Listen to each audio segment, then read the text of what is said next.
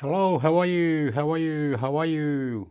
Today, they're really not killing the virus. They're not doing anything. NATO and UN are not whatever. Intermix hector YouTube subscribe. Intermix hector YouTube subscribe. You want to go to heaven? You want to go to wherever you want to go? Intermix hector YouTube subscribe. They're not really killing the virus. They're not killing anything. They put all the news. They did everything incredible, but don't worry, they fucked it up. You know what I mean? They don't want to. They don't want to. Sorry.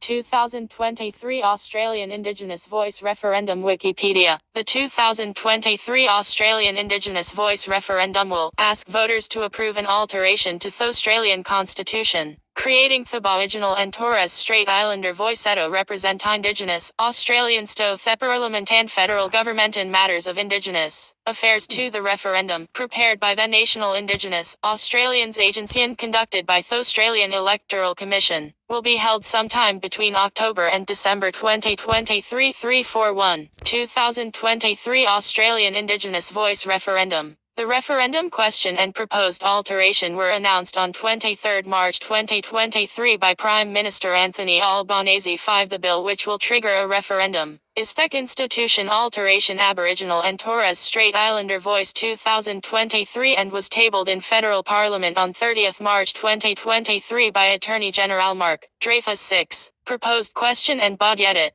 On 23 March 2023, the Australian government announced the proposed question and amendment to the Constitution for the 2023 Australian referendum. 7. The proposed question and amendment will be considered by the Parliament as part of the parliamentary process to alter the Constitution. The Australian government, following advice by the First Nations Referendum Working Group, also released design principles for the Voice 8. It is stated that these principles will underpin the shape and function of the voice and then be the basis of the legislation for the Parliament to consider if the referendum is successful. 9. Proposed question edit. The current proposal for the question to be put to the Australian people at the 2023 referendum is 9. A proposed law to alter the Constitution to recognise the First Peoples of Australia by establishing an Aboriginal and Torres Strait Islander voice. Do you approve this proposed alteration? Proposed amendment edit. The current proposal for the amendment to be inserted into the Constitution is 9. Chapter 9 Recognition of Aboriginal and Torres Strait Islander Peoples. 129 Aboriginal and Torres Strait Islander Voice. In recognition of Aboriginal and Torres Strait Islander peoples as the first peoples of Australia, there shall be a body to be called the Aboriginal and Torres Strait Islander Voice. The Aboriginal and Torres Strait Islander Voice may make representations to the Parliament and the Executive Government of the Commonwealth on matters relating to Aboriginal and Torres Strait Islander peoples. The Parliament shall, subject to this Constitution, have power to make laws with respect to matters relating to the Aboriginal and Torres Strait Islander voice, including its composition, functions, powers and procedures. Proposed design of the Voice edit. The Australian government has also released a set of design principles of the Aboriginal and Torres Strait Islander voice to guide the legislation for the Voice 8. Prime Minister Anthony Albanese has stated that the principles will underpin the shape and function of the voice and that if the 2023 Australian referendum is successful, then the government will establish a process in order for that legislation to be worked on, including a parliamentary process which will involve the whole of the Parliament regardless of where people stand to develop that legislation going forward. 9. The design principles are that 8.10. The Voice will give independent advice to the Parliament and government. The Voice would make representations to the Parliament and the Executive Government on matters relating to Aboriginal and Torres Strait Islander peoples. The Voice would be able to make representations proactively. The Voice would be able to respond to requests for representations from the Parliament and the Executive Government. The Voice would have its own resources to allow it to research, develop and make representations. The Parliament and Executive Government should seek representations in writing from the Voice early in the development of proposed laws and policies. The Voice will be chosen by Aboriginal and Torres Strait Islander people based on the wishes of local communities. Members of the Voice would be selected by Aboriginal and Torres Strait Islander communities, not appointed by the Executive Government. Members would serve on the Voice for a fixed period of time to ensure regular accountability to their communities. To ensure cultural legitimacy, the way that members of the Voice are chosen would suit the wishes of local communities and would be determined through the post-referendum process. The Voice will be representative of Aboriginal and Torres Strait Islander communities, gender-balanced and include youth. Members of the Voice would be Aboriginal and/or Torres Strait Islander, according to the standard three-part test. Members would be chosen from each of the states, territories and the Torres Strait Islands. The Voice would have specific remote representatives as well as representation for the mainland Torres Strait Islander population. The Voice will have balanced gender representation at the national level. The Voice will be empowering, community-led, inclusive, respectful and culturally informed. Members of the Voice would be expected to connect with and reflect the wishes of their communities. The Voice would consult with grassroots communities and regional entities to ensure its representations are informed by their experience, including the experience of those who have been historically excluded from participation. The Voice will be accountable and transparent.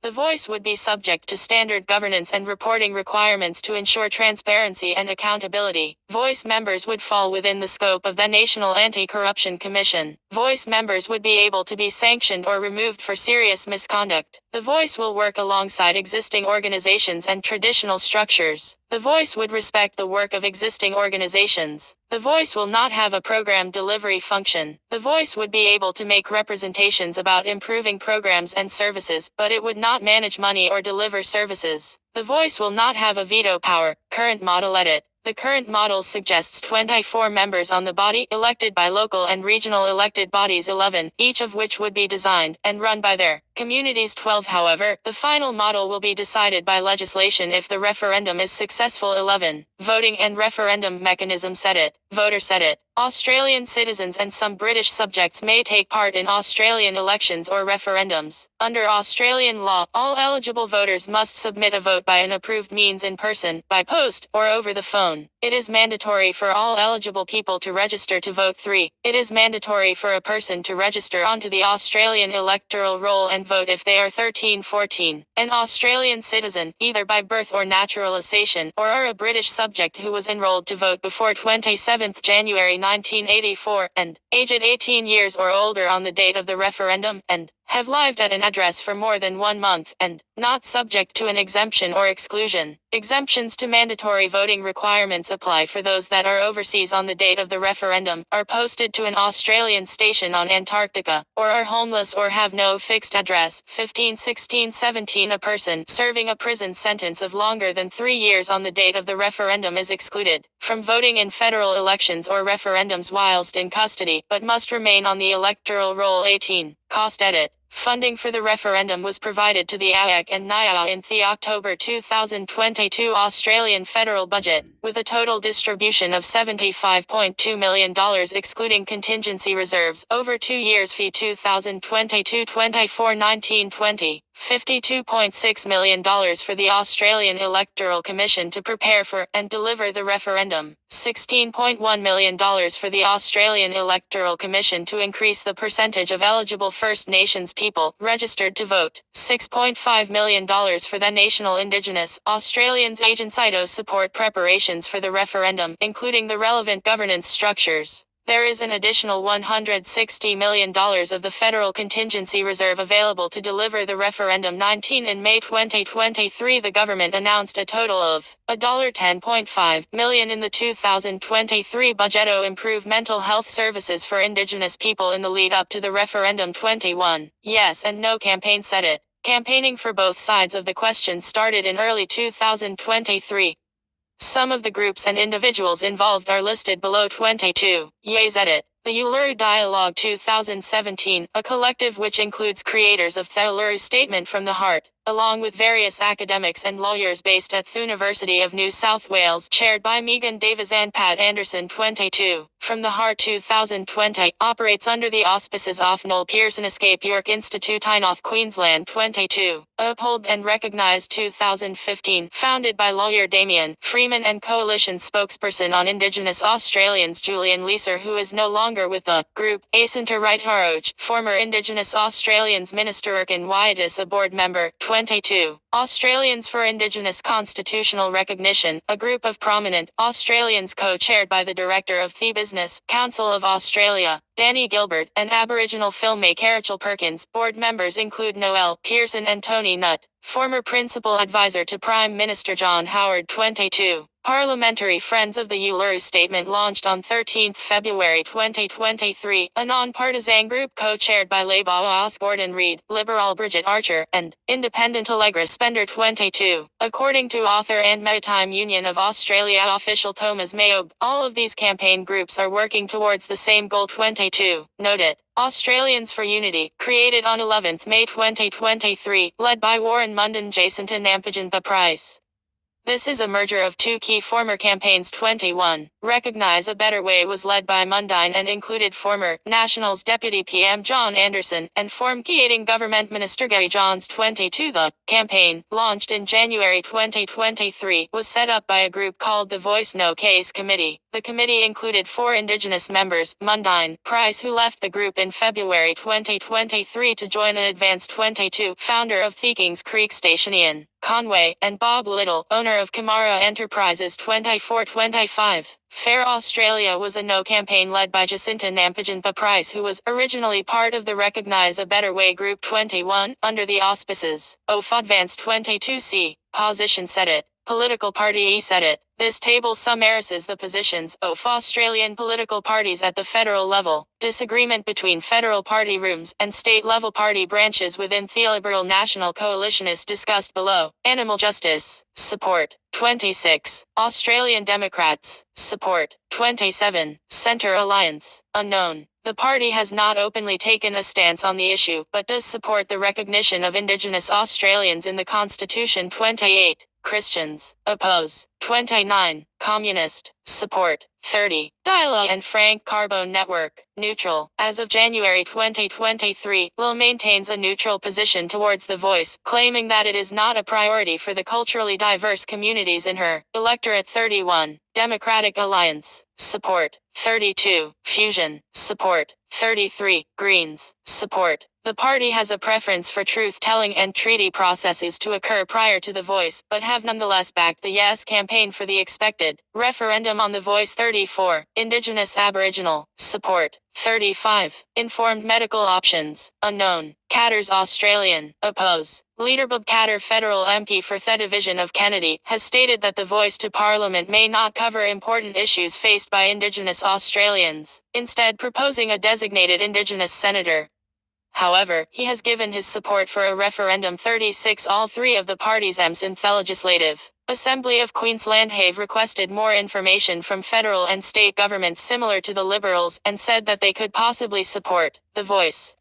On 16 February 2023, the party announced on Facebook that its MPs will not support The Voice. 37. Labour, support. Leader Anthony Albanese has given his support and pledged that a referendum would be held. All state and territory Labour leaders support The Voice. However, Queensland Premier Anastasia Palaszczuk has said that although she supports The Voice, she believes it should be explained better. 38. Lambie, unknown. Party leader Jacques Lambie publicly called for more information about The Voice to Parliament in August 2022 and February 2023, but has not yet announced an official position. 39. Liberal, opposed. Federal leader Peter Dutton had requested more information before his party decided on a position. However, some members have declared their own stances. Federal members of the party's Tasmanian branch are divided on the issue. As of 3 January 2023 update 40 on 5 April 2023, after a party room meeting, it was announced that the party will oppose The Voice, citing constitutional risks. All members of the shadow ministry are bound by this decision, but a conscience vote is allowed for backbencher members. The party has proposed an alternative to Labour's initial proposal, and does support constitutional recognition of Indigenous Australians. However, 41 since the decision, some members of the party have indicated they will still support a voice to Parliament despite their party room's position. Moderate backbenchers including Bridget Archer, Russell Broadbent and Andrew Braj have indicated their support for a voice. 42 Furthermore, Julian Leeser has resigned from his frontbench position as Shadow Attorney General to support a Voice 43, National, oppose E. The Nationals at a federal level have stated that they oppose a voice to Parliament, citing concerns that it would not be inclusive of regional areas 44, 45, 46. One Nation, oppose. One Nation opposes both a voice to Parliament and a referendum on the subject 47. Reason, support. 48. Socialist Alliance, support. Socialist Alliance has expressed skepticism that the voice will serve as anything other than a token gesture towards true or reconciliation, and criticized the absence of explicit information about its exact framework.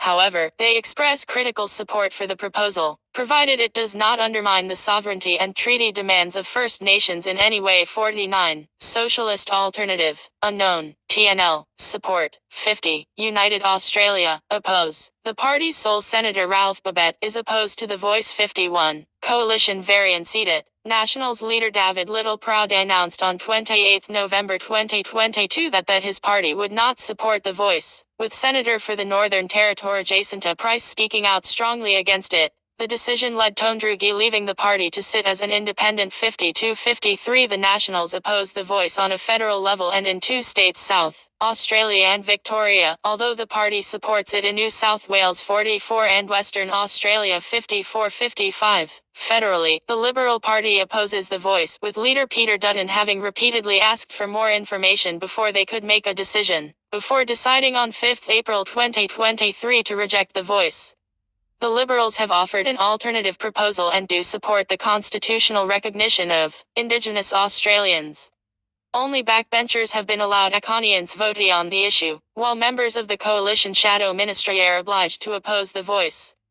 Despite the Liberal Party's federal position, the party is supportive of the Voice in New South Wales 56, Tasmania, and Western Australia 46. Former Liberal MP and Indigenous Australians Minister Ken Wyatt quit the Liberal Party on 6 April 2023, in response to the federal Liberal Party's opposition to the Voice 57. Later Julian Leeser, the member for Barara, resigned from the Shadow Cabinet to support the Voice and campaign for an improved wording, although he did not quit the party and still remains in Parliament as a Liberal backbencher. 58-59. Canberra Liberals, ambiguous. The Canberra Liberals have given its a conscience vote on the issue. 60. The party's leader Elizabeth Lee remains undecided on the Voice. Mark Parton has announced his support for the Voice, while former opposition leader Jeremy Hansen has announced his opposition to the proposal. 61. Country Liberals, oppose. On 19 February 2023, the Country Liberal Party voted to oppose the Voice. 62-63-64. However, members of the party have differing opinions. The party's sole federal senator Jacinta Price opposes the Voice, while the party's leader in the Northern Territory Leah Finocchiaro said in mid-March that she supported the Voice in principle, but needed more detail. 65.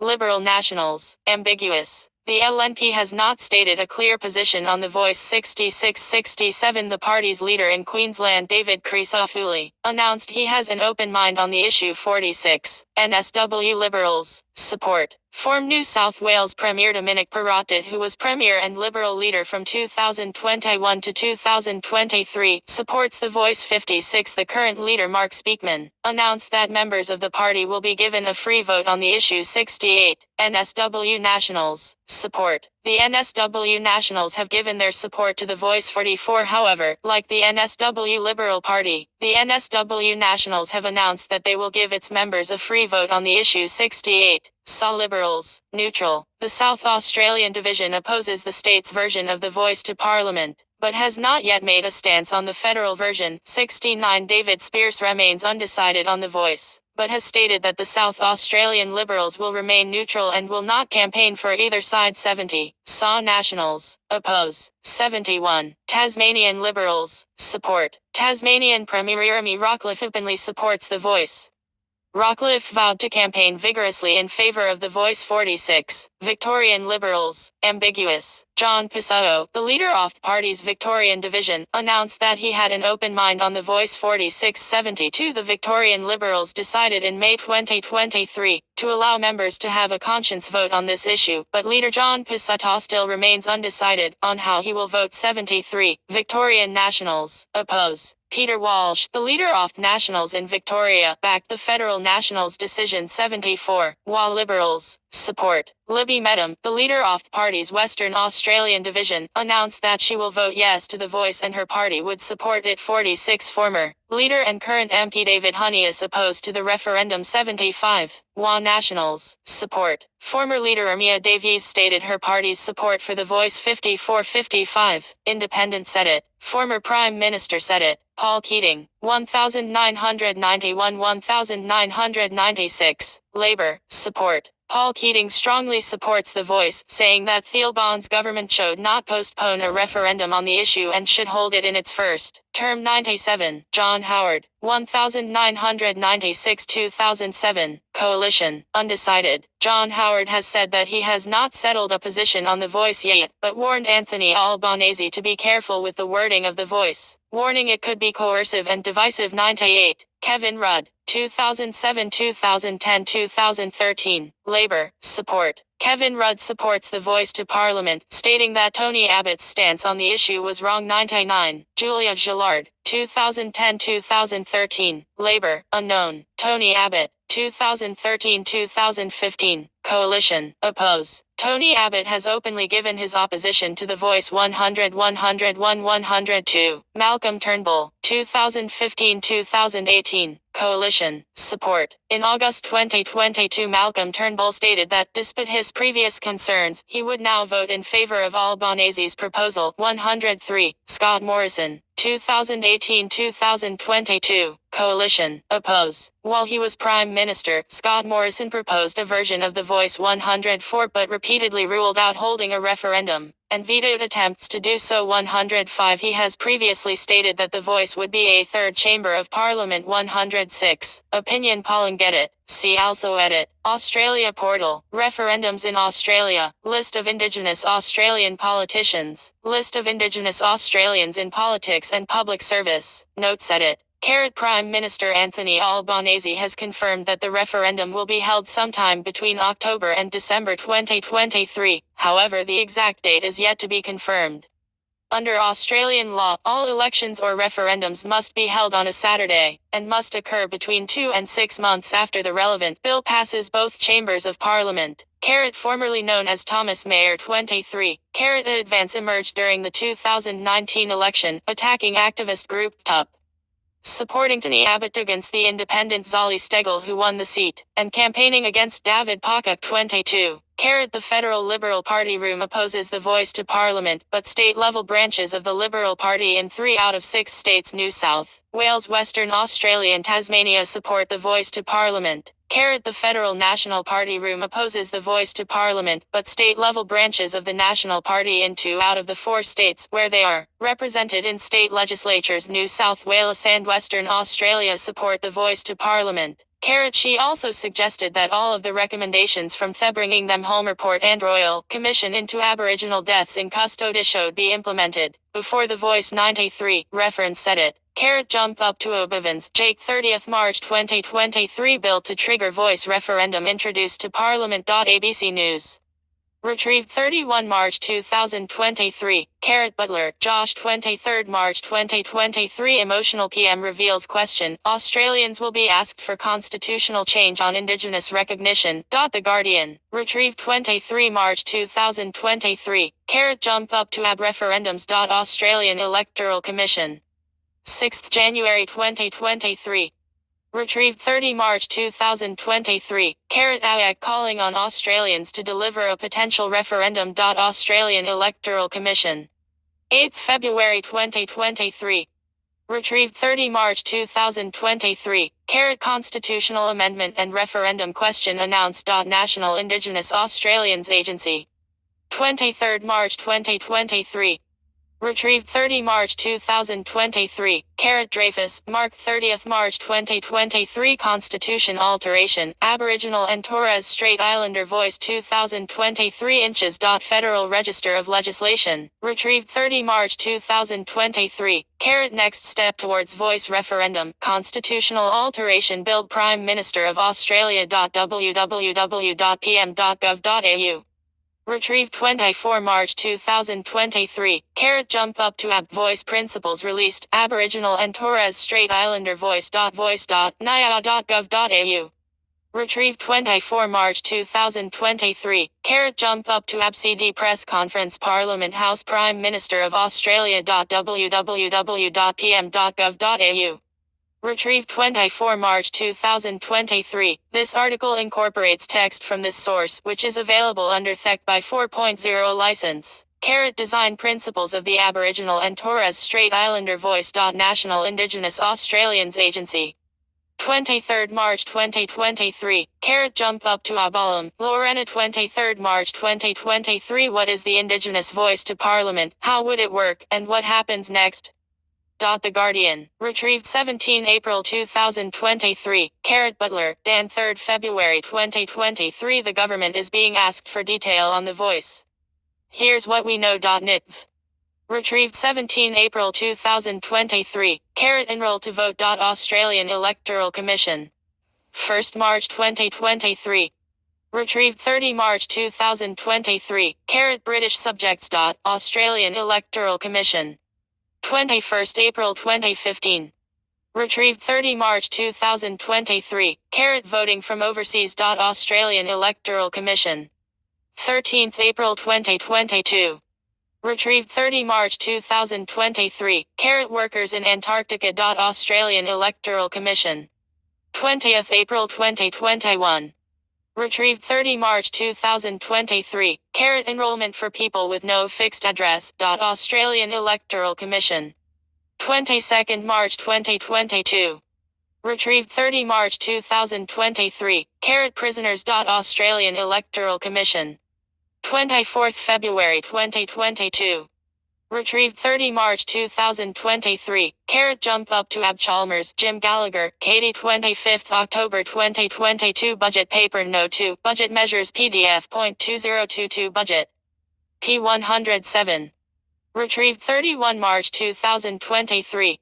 Morse, Dana. 28th October 2022. Voice to Parliament funding welcomed but questions raised over who will pay for the campaign. ABC News. Retrieved 31 March 2023. Jump up to Ab Morse, Dana, Orchier, Dan. 11th May 2023. Key no camps merge to form Australians for Unity to strengthen referendum campaign. ABC News, Australia. Retrieved 13 May 2023. Jump up to Abduf Jij Callum, Lorena, Butler, Josh. 20th February 2023. Voice referendum. Who's behind the yes and no campaigns and how do they plan to convince Australia? The Guardian. Retrieved 15 April 2023. The Voice to Parliament. Readings Books. Retrieved 15 April 2023. Grattan, Michelle. Former Deputy Prime Minister John Anderson joins group spearheading no campaign on the Voice. The Conversation. Retrieved 14 April 2023. Home. Recognize a better way. First Nations. Animal Justice Party Australia. Standing with First Nations are planned. Australian Democrats. 10th May 2022. Aboriginal and Torres Strait Islanders. Centre Alliance. Jesus, the real hope of the world and Australia's Parliament. Australian Christians. australianchristians.org.au. 12th December 2022. The CPA calls for a yes vote to the Voice in the upcoming referendum. CPA. 29th January 2023. Retrieved 18 May 2023. Ethnic voters loom as crucial to success of Voice vote. Australian Financial Review. 23rd January 2023. Pavlu, Drew. Just consulted the board. Big support. Twitter. Fair plus Inclusive Society. Fusion Party. Retrieved 5 April 2023. Greens to back Voice. Australian Greens. 6th February 2023. The Indigenous Aboriginal Party of Australia supports the Uluru Statement from the Heart. 13th April 2023. Clark, Harry. 30th November 2022. Bob Katter weighs in on proposed Voice to Parliament. Country Caller. Katter's Australian Party has announced its EMS will not support the Indigenous Voice to Parliament. 17th February 2023. Retrieved 19 April 2023 via Facebook. Explanation of Voice can be improved. QLD Premier says. The Canberra Times. Ransley, Ellen, Gould, Courtney. 31st July 2022. It will fail. Lambie's message to Alba. News. Retrieved 16 April 2023. Federal Liberal ranks split on voice to Parliament. National Indigenous Times. 3rd January 2023. Hitch, Georgia. 5th April 2023. Liberal Party confirms it will oppose the Indigenous voice to Parliament. ABC News. Retrieved 16 April 2023. Peter Dutton confirms Liberals will oppose Indigenous voice to Parliament. The Guardian. Thompson, Lisa Vicentin, Paul Sackle, Natasha Chrysanthos. Angus 11th April 2023. I believe the time for the voice has come. Shadow Attorney General Julian Lisa resigns from opposition frontbench. The Sydney Morning Herald. Retrieved 11 April 2023.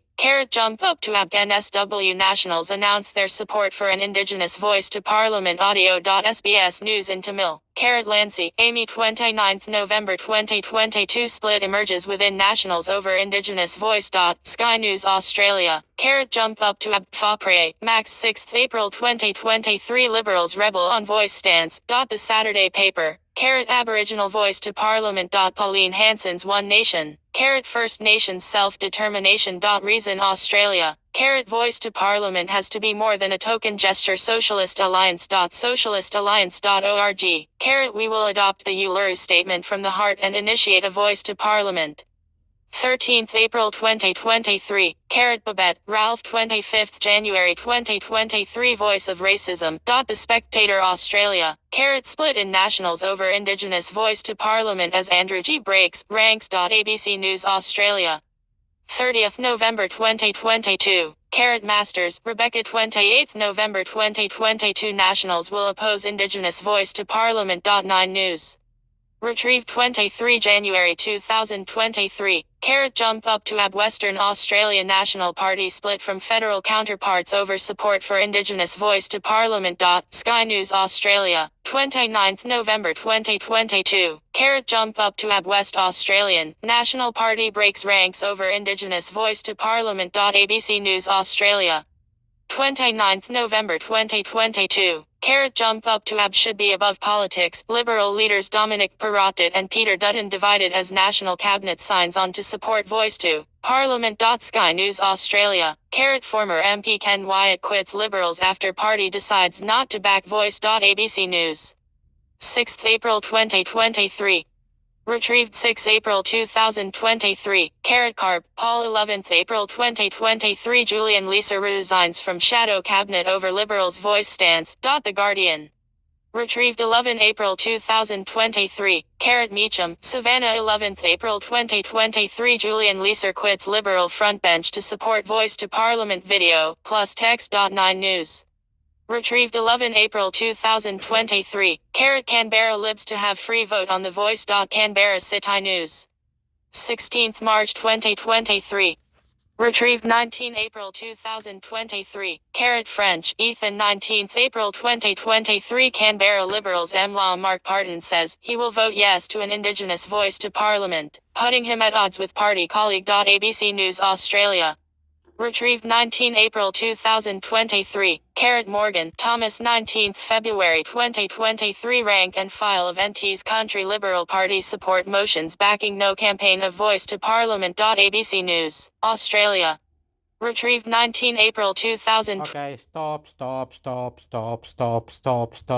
You're making this a mockery, and you're doing it all around the world. You're doing it in war. You're doing it in hate. You're doing it in international court. You're doing it in your own fucking parliament. You're doing it in your own head. You're doing my head in.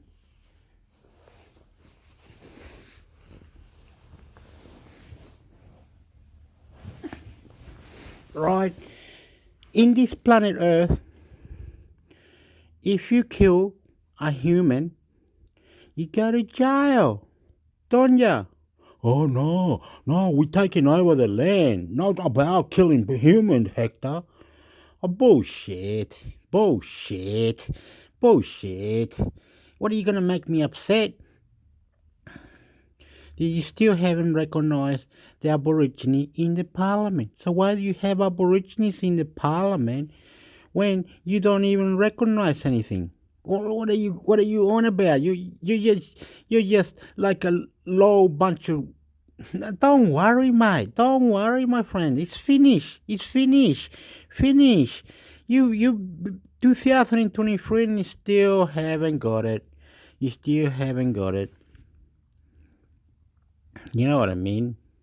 It's ridiculous. It's like the man. I saw a really good story one day. I can't remember. Was an Irish man married an Aborigine girl, and he said we've done this 100 years ago. And so the Irish man didn't care, you know. The Irish man thought marrying an Aboriginal girl was a good thing, but no, it's not a good thing. Not a good thing at all. No way.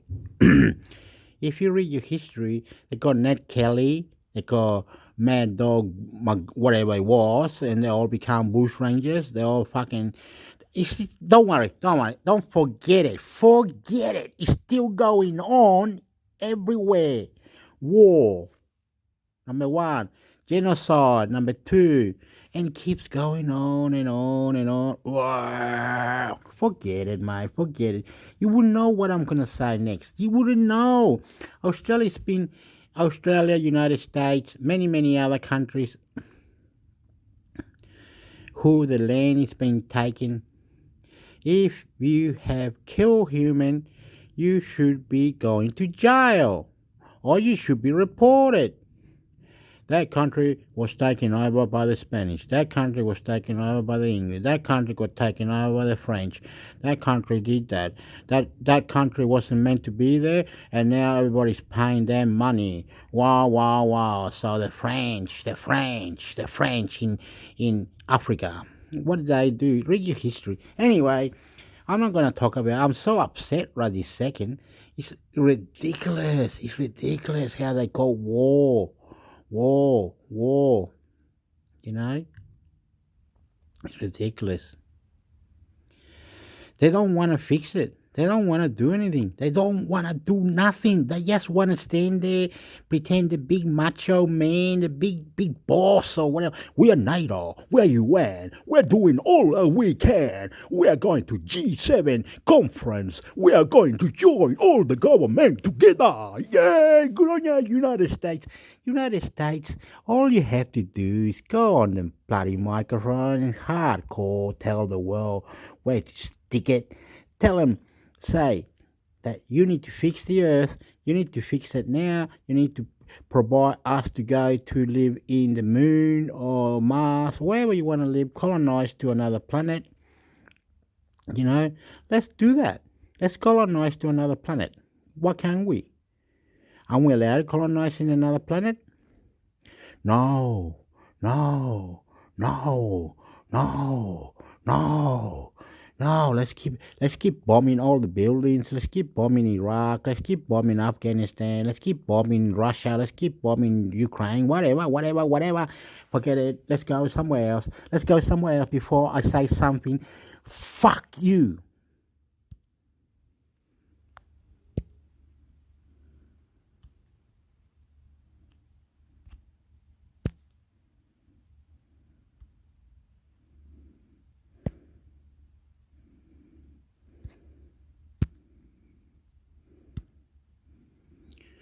This is the ABC News. This is the ABC website. This is the ABC News. The ABC website. Not the best, but one of the best. Australian number one. River Murray revival scheme yet to cure the tourism sector's flood hangover. ABC News. Tourism operators on South Australia's River Murray say they are suffering from a flood hangover after the state government's voucher program fell short of a full revival. Key points. About 6 months after floodwaters peaked, River Murray tourism remains floodish. A houseboat operator forced to moor his fleet in November says business is yet to fully bounce back. A local pub owner described the situation as a flood hangover. After being barred from the river for 5 months, houseboat operator Rob Hughes is trying to bounce back after he missed out on the entirety of the Christmas season. It's probably never a good time, but if you had to pick the worst time, that was definitely the worst time, the owner of River Murray Houseboat said.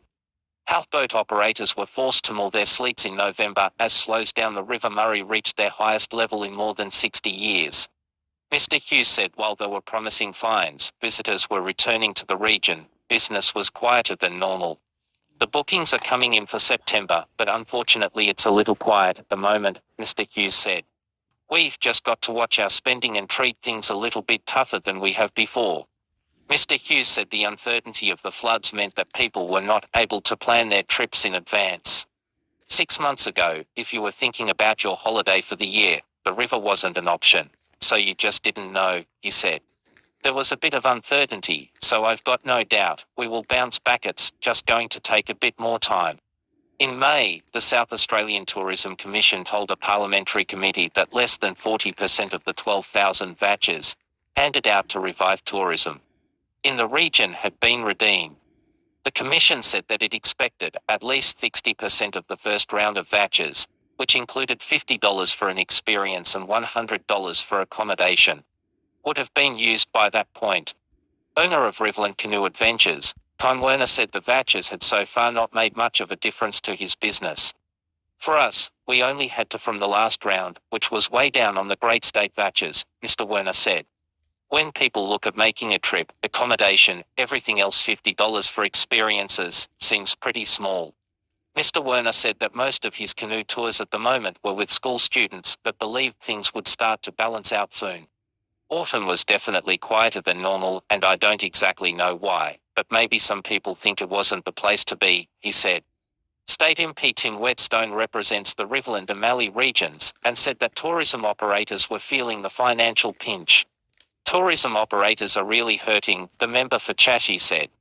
They're feeling the financial pinch because there is that lag between now and when people are going to make those bookings.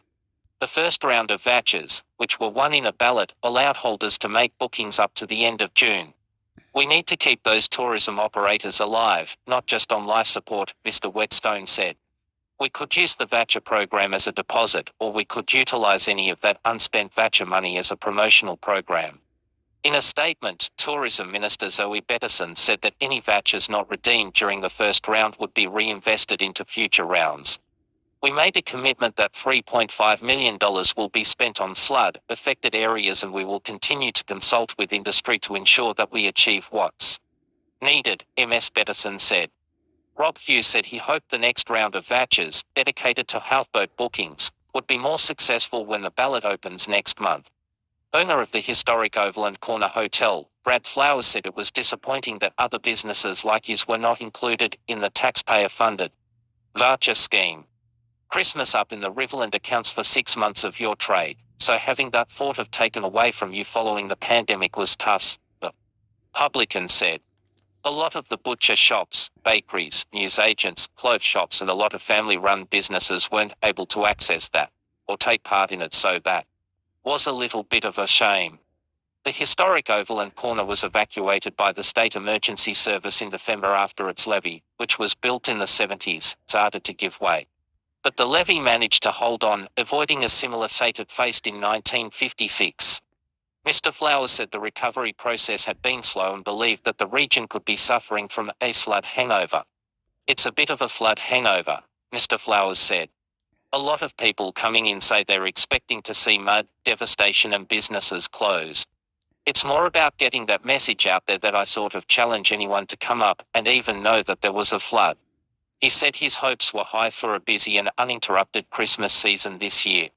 It's about sticking together, so we will do this as a community and get through it, he said. Like to go to the beginning. The River Murray Revival Scheme can occur South Australia tourism sector flood hangover. Okay. Some people, where I see, I'm not very clever because I haven't been there, but it's far away from where I am. I am in New South Wales. To get to South Australia where this river is, probably take me about 7.5 hours to 8 to 9 hours. Anyway, that's in a car. Anyway, I don't understand it. But anyway, there has been a lot of miscalculated flood funds, where the funds are in the floods. Um, it's hard to explain, eh? The money. It's about the money. It's about the money, my friend. Money.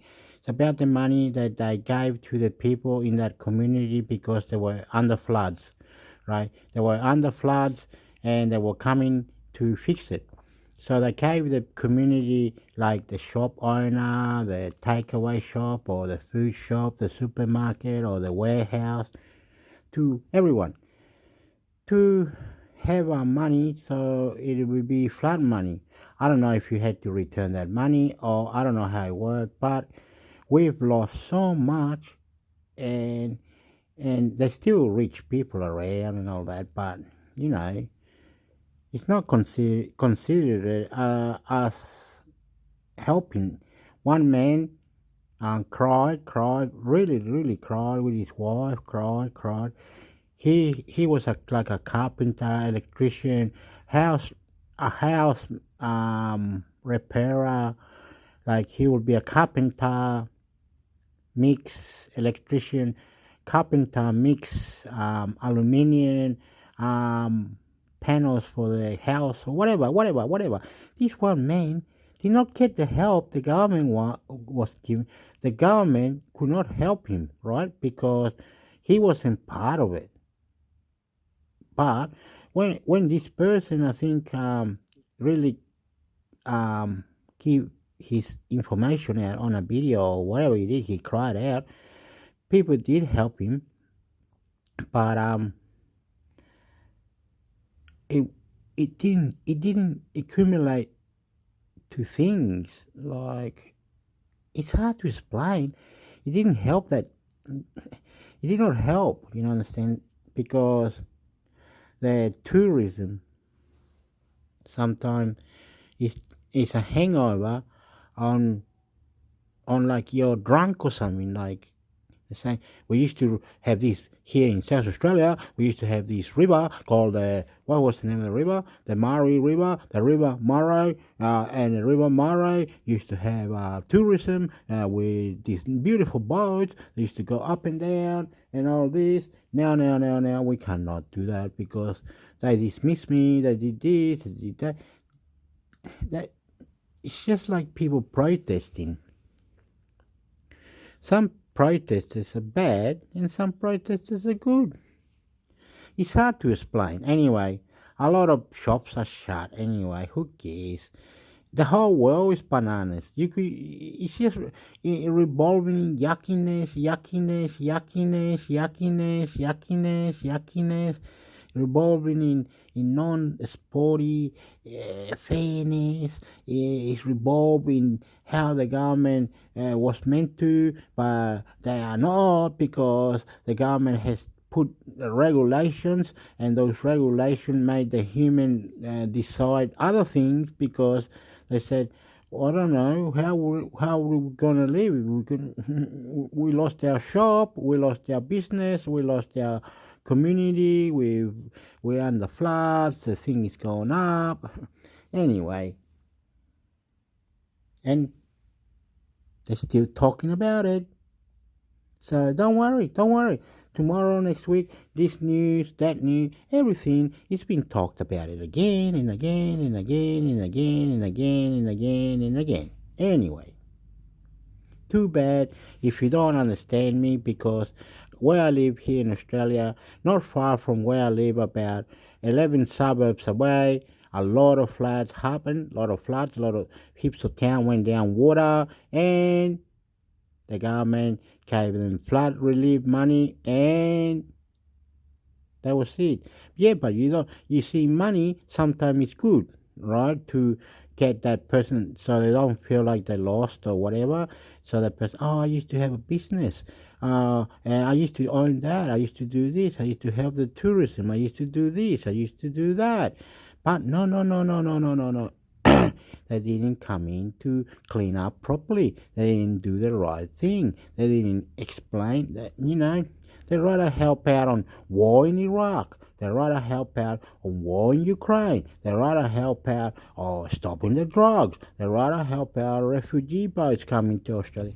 Don't worry. Don't worry. You see what I mean? The army and the people that are the clean, what do you call the community, the council, whoever it is anyway, they didn't do the job properly. But they do the job properly when they go to war, when they do all these things. Why don't they send the army in or help out? But no. Anyway, it doesn't work. It doesn't work. Nothing is gonna beat you or you going to win. I could just talk, and you think it's funny. I really get a headache. And all these stupid things like YouTube, Facebook, Google, and beautiful people. You are so beautiful. You subscribe to me, intermix hector, and I try to tell you that corruption keeps going and going, and you don't understand that. How can corruption be like that? You have to come and sit next to me, and I can explain to you step by step how they're doing it. I can show you, and you go, wow, is that it? Yeah, I'm okay. I'm fine. But yeah, the real cyber attack that they did on the bank, on the, what do you call it? Anyway, on the communication Optus, um, anyway, they did heaps of cyber attack. A lot of business lost a lot of money. A lot of dollars are out. The coronavirus did not kill the virus. We're all going to die sooner or later anyway. So goodbye to me. Goodbye to all this. This is nothing. Not even God. Not even God. I don't know why. We should mix. We should mix the Bible with nature. We should mix the Bible with the ocean. We should mix the Bible with universe. We should mix the Bible with religion that is not there. We should mix the Bible with China. We should mix the Bible into a new way. So we can't write in the Bible, but we got this book that goes with the Bible. What about this book that goes with the Bible? Yeah, right.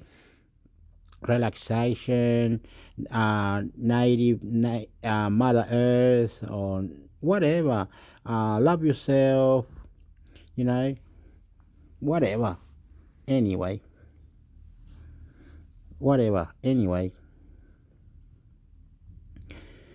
So it really means that we haven't explored the Bible to put with other things. Why don't we put other things to the Bible? Is it wrong that we don't put other things to the Bible because it says you can't write on it?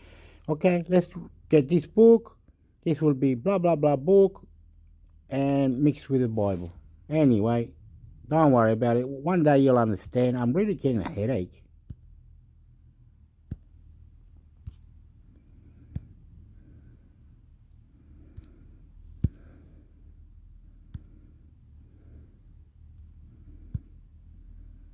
Firefighter union boss labels Logan fire that killed Isabella Nash as a regular job for crews as investigations continue. ABC News.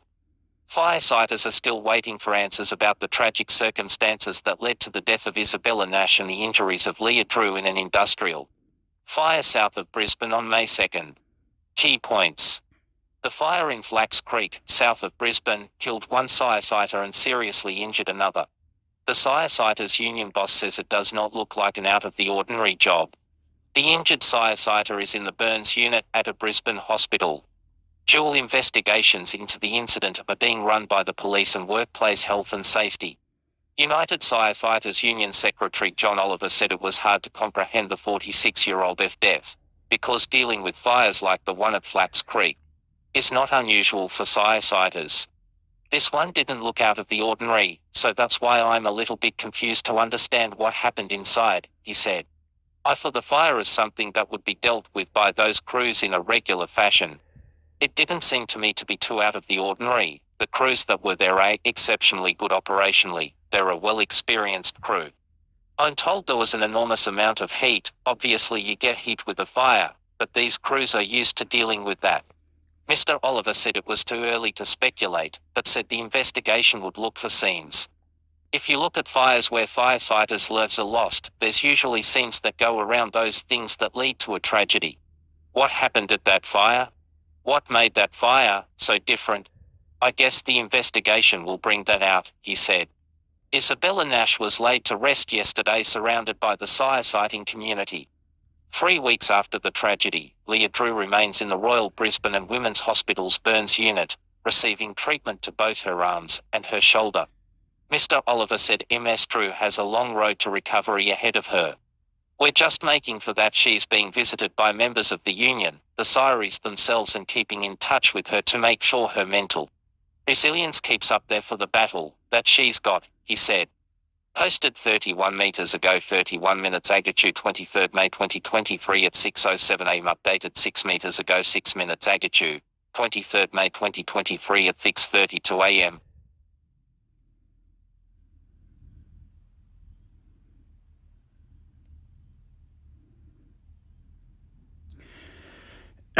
Okay, Isabella Nash. Okay, Isabella Nash. And can't be rude now. Can't be rude now. Can't be rude now. Isabella Nash was going into her job or something, somewhere in between. The building caught on fire, or the warehouse caught on fire, or whatever. Isabella Nash. Can't be rude now. Come on. Bring out the story. Come on.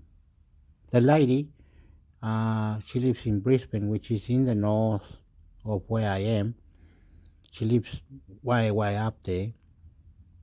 She lives like 20 hours away, maybe longer. Anyway, all I got to say, the lady died. A lot of her relatives, family, and everyone around was very sadness because this lady, Isabella Nash, is a helper.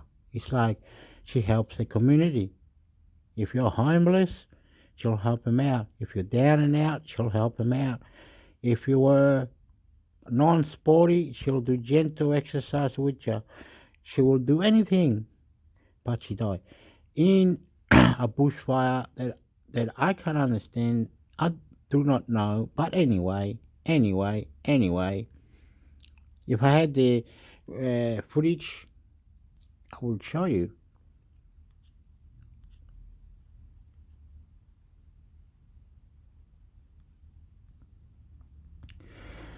I think this is the one where the building got done and the lady couldn't get out, and I seen the lady. She was pretty and everything, very honest, passionate, soft, friendly, playful lady, and I don't see myself or all we do.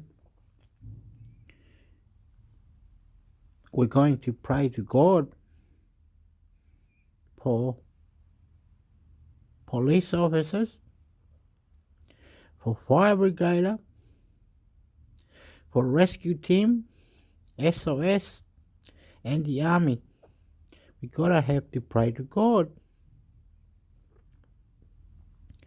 That is sickening in our head that beautiful people die because of accident or things that happen. On the name of God, please forgive us, God, for all we do.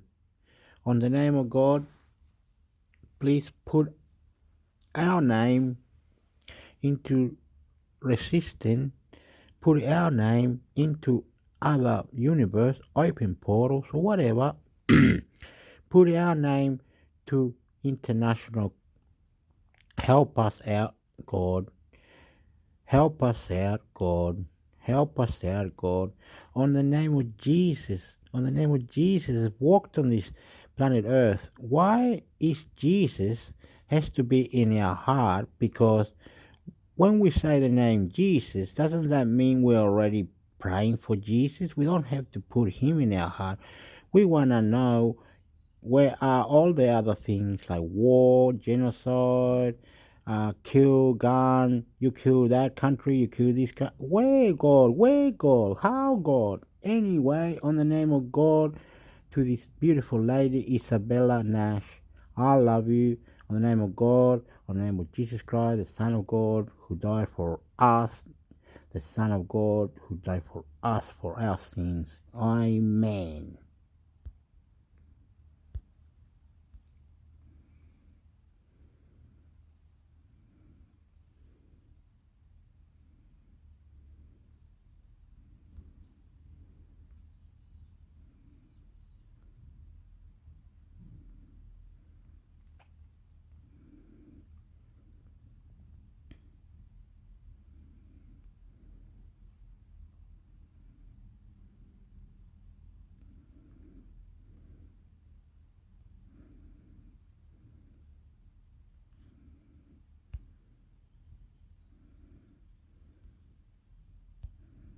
Many of you would know by now that I'm stepping away for a little while. Sometimes we need to just take time out. Sometimes our souls are hurting, and so it is for me. I've had to learn that endurance is not always strength. Sometimes strength is knowing when to say stop. And to those who have sent messages of support, thank you so much. But I'll be okay.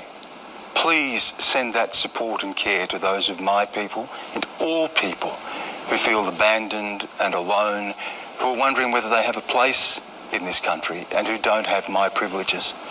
To those who have abused me and my family, I would just say, if your aim was to hurt me, well, you've succeeded. And I'm sorry. I'm sorry that I must have given you so much cause to hate. Okay. Stan Green, he works in the IBC. This is the IBC. IBC. Yep, the IBC. He's Torres Strait Islander or Aborigine, a bit of English or Scottish or something.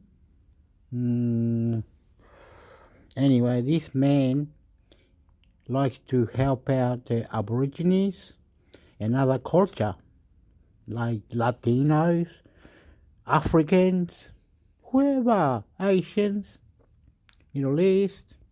You'll help him out. And how does he do that? He does it on the reports. He goes to a report, he does a Q&A question on the parliament, there's a Q&A. Anyway, the poor man, man, you know, I've seen many others who've been racist abuse, like sport players. They've been racist abuse on the street, on the field. It just goes on and on and on and on and on and on. You know, I'm from Chile, and we've been racist abuse too, because the Spanish people that were from the United States were racist, and people say, no, YouTube don't like that, copyright. Get fucked with your shit, mate. Get Joe Biden to tell the planet Earth what is genocide and where are we going from the other dimensions. Where are we going to the next planet? Where are we going? We do not have the map to escape out of Earth. I don't have the power. I don't have anything. I don't have nothing. Whatever was done is going to go to international courts. You're going to get it. You're going to cop it. And people say, no. I know that. I'm sorry. Not you. Not the next door neighbor. Anyway, doesn't matter. They did it 100 years ago. Whoever did it. And you're being racist, man. You know, you can't tell a beautiful man that he's not allowed to do his job, or they're attacking him. It's very sad, mate. Very sad. This racist. It just goes on and on and on and on. It's just racist.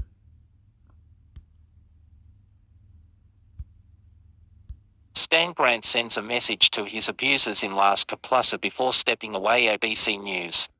Kaplasa host Stan Grant has spoken directly to his abusers during an emotional final appearance before stepping away from the program to help mend his mental health. In the final minutes of the show, he addressed the audience about why he was stepping away. Grant said hateful messages to him had taken a toll on him and his family. To those who have abused me and my family, I would just say is your aim was to hurt me, well, you've succeeded, he said. I'm sorry. I'm sorry that I must have given you so much cause to hate me, he said. Grant said although he is down right now, he is only stepping away, not stepping down.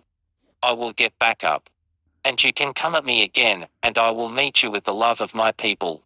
My people can teach the world to love.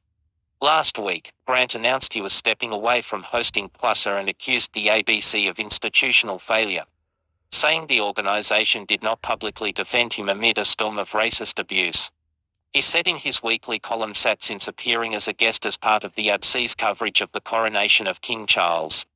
He had been subjected to intense abuse inspired by distorted media coverage and had had enough. If you or anyone you know needs help. On Monday's episode of Plushie, Grant said he was not stepping away from the show because of racism or social media.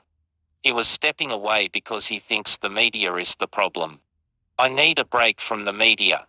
I feel like I'm part of the problem and I need to ask myself how or is we can do it better. Grant added, too often, we are the poison in the bloodstream of our society. He said he feared the media did not have the love or the language to speak to the gentle spirits of our land. Grant also thanked those who sent him messages of support and said he would be okay. Please send that support and care to those of my people and all people who feel abandoned and alone, he said. To those who are wondering whether they have a place in this country and who don't have my privileges.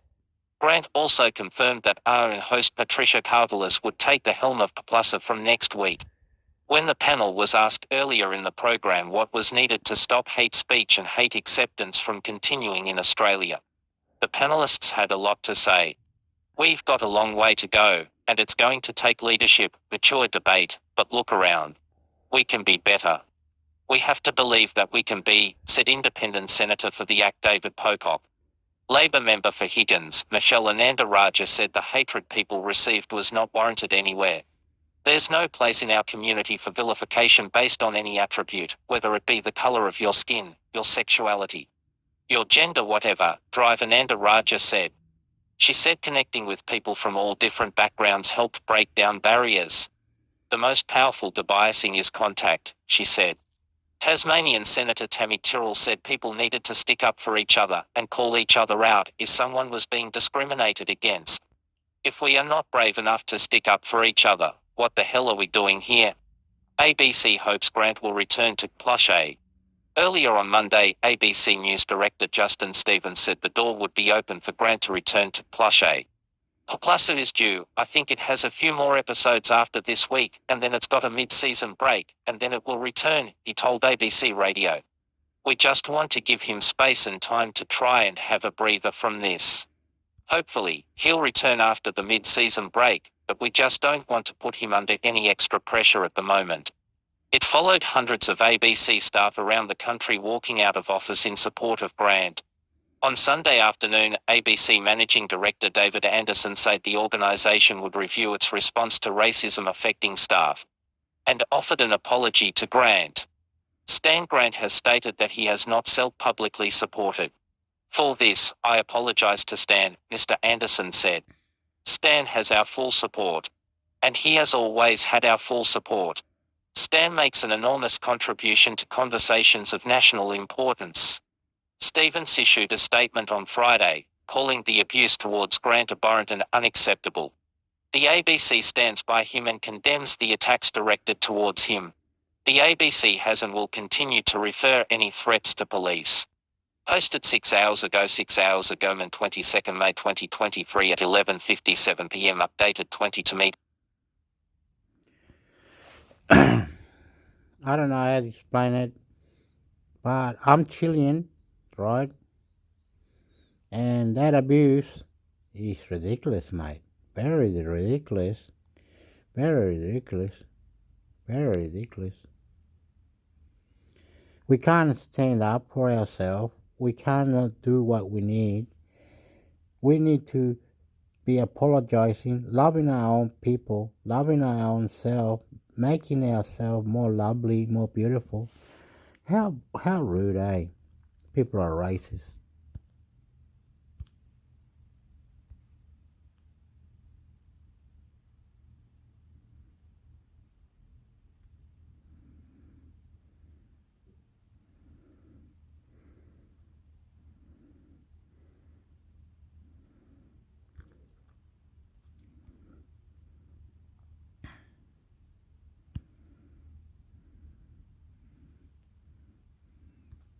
This lady. Go over here. Yapa lapa lapa. Yapa lapa lu. Yapa lapa lepa para pale lolu. Why you.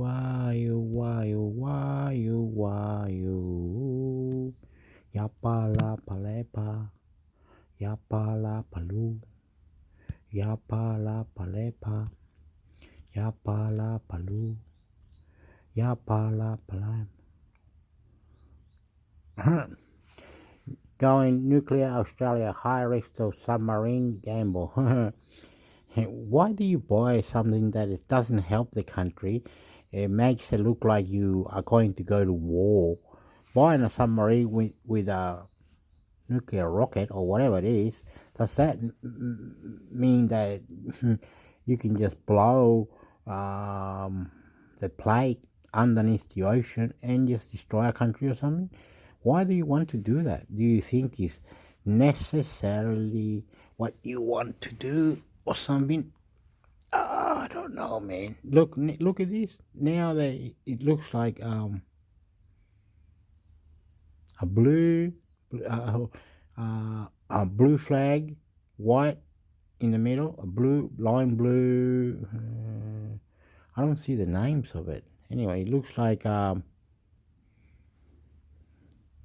Panama or Honduras or something like that. Yeah, under 20, the under 20 World Cup it is. It's on right now.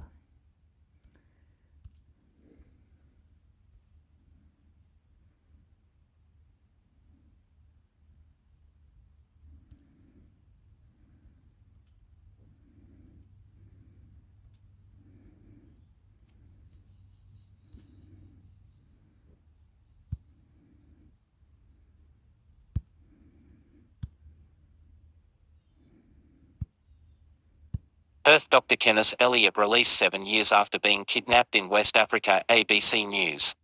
An elderly Perth doctor who had been held captive in West Africa after being kidnapped in Burkina Faso has been released more than 7 years later. Key points.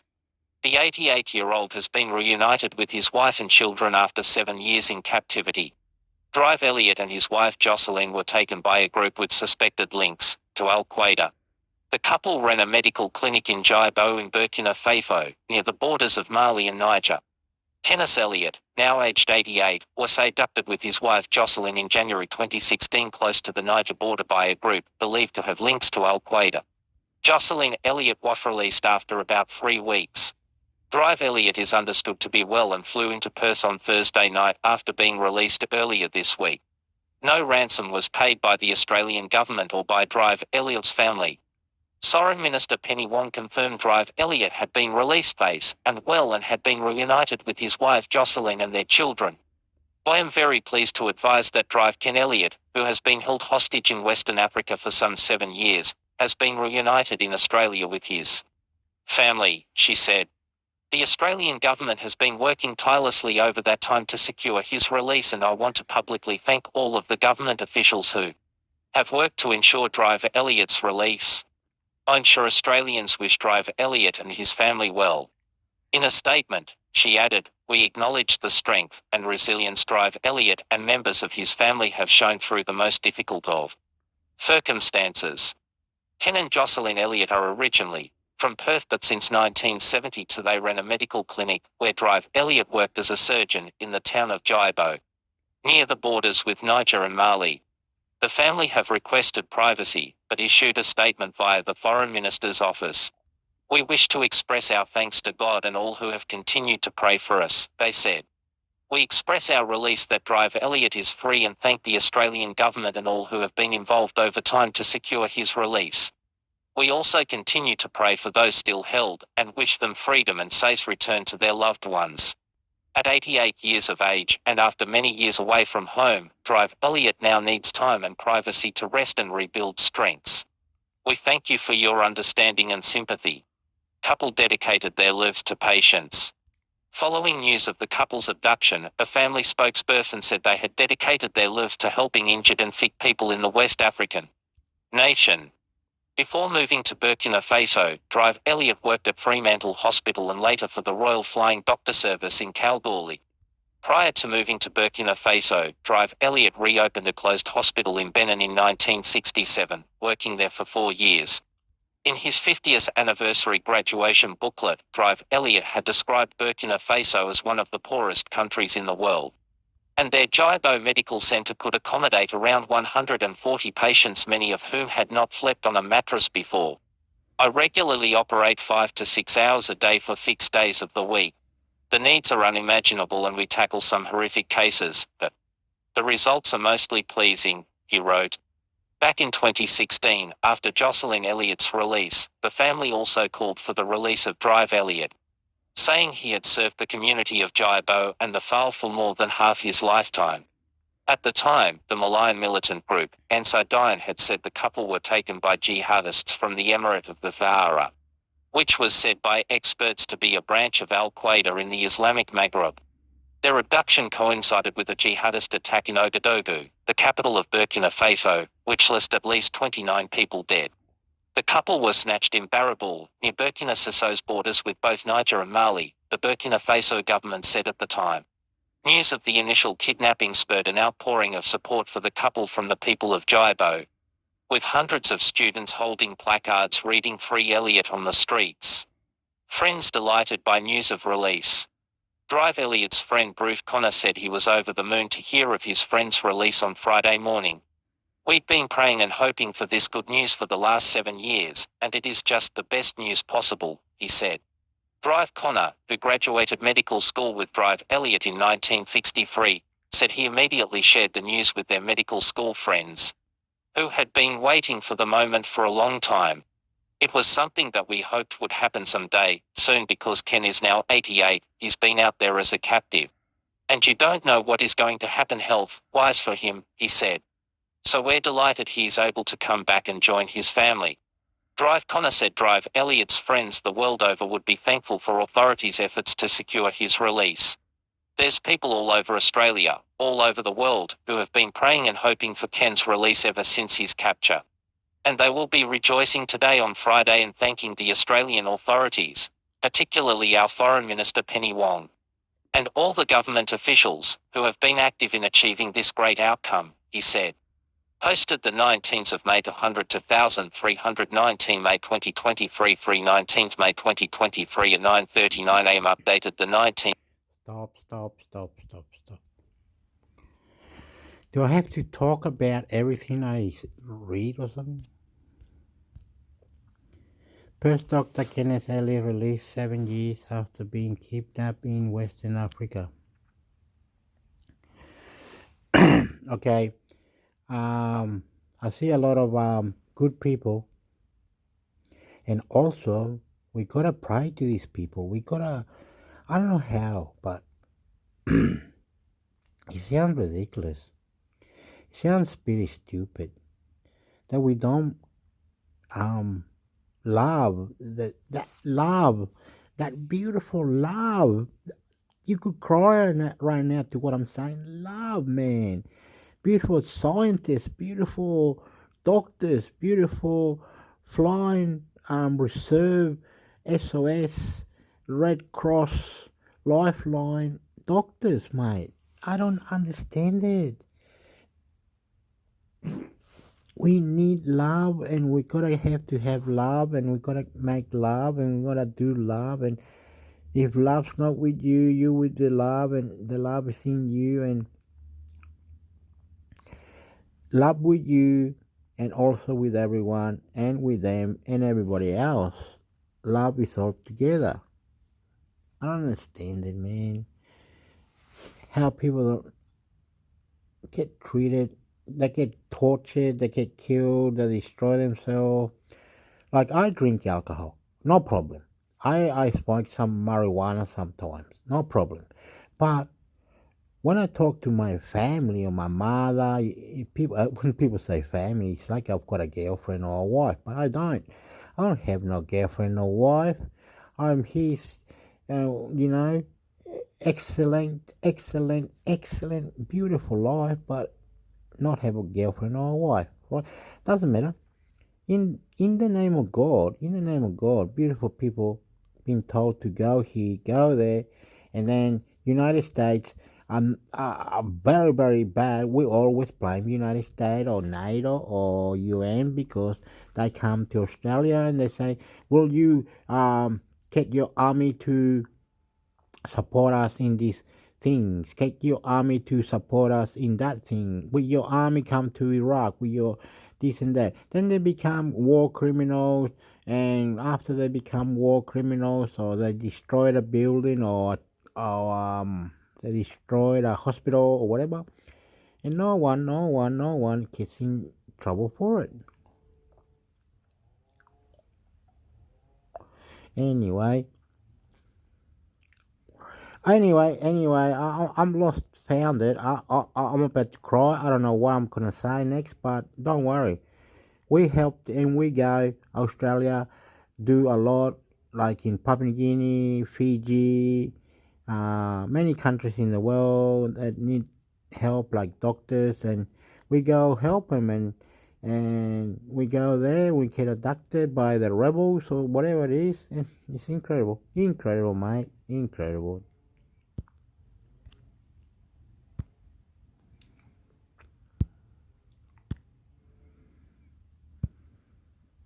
Foreign Minister Penny Wong says Prime Minister won't visit China unless progress is made. ABC News.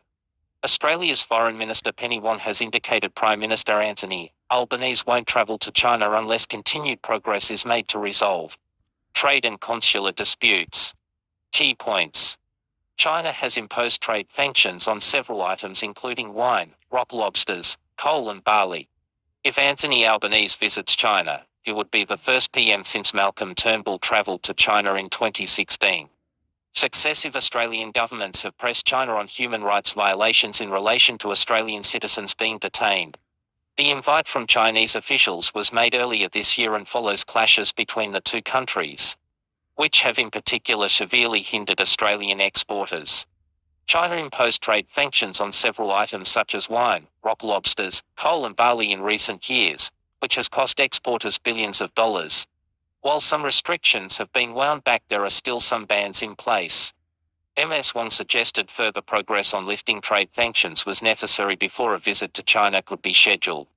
We have always had a principled and consistent position that all trade impediments should be removed, she told Senate estimates. We've seen some progress on coal, copper and timber. There's a process underway on barley and Trade Minister Don Farrell and the Prime Minister have made clear that we would want to see a similar pathway on wine.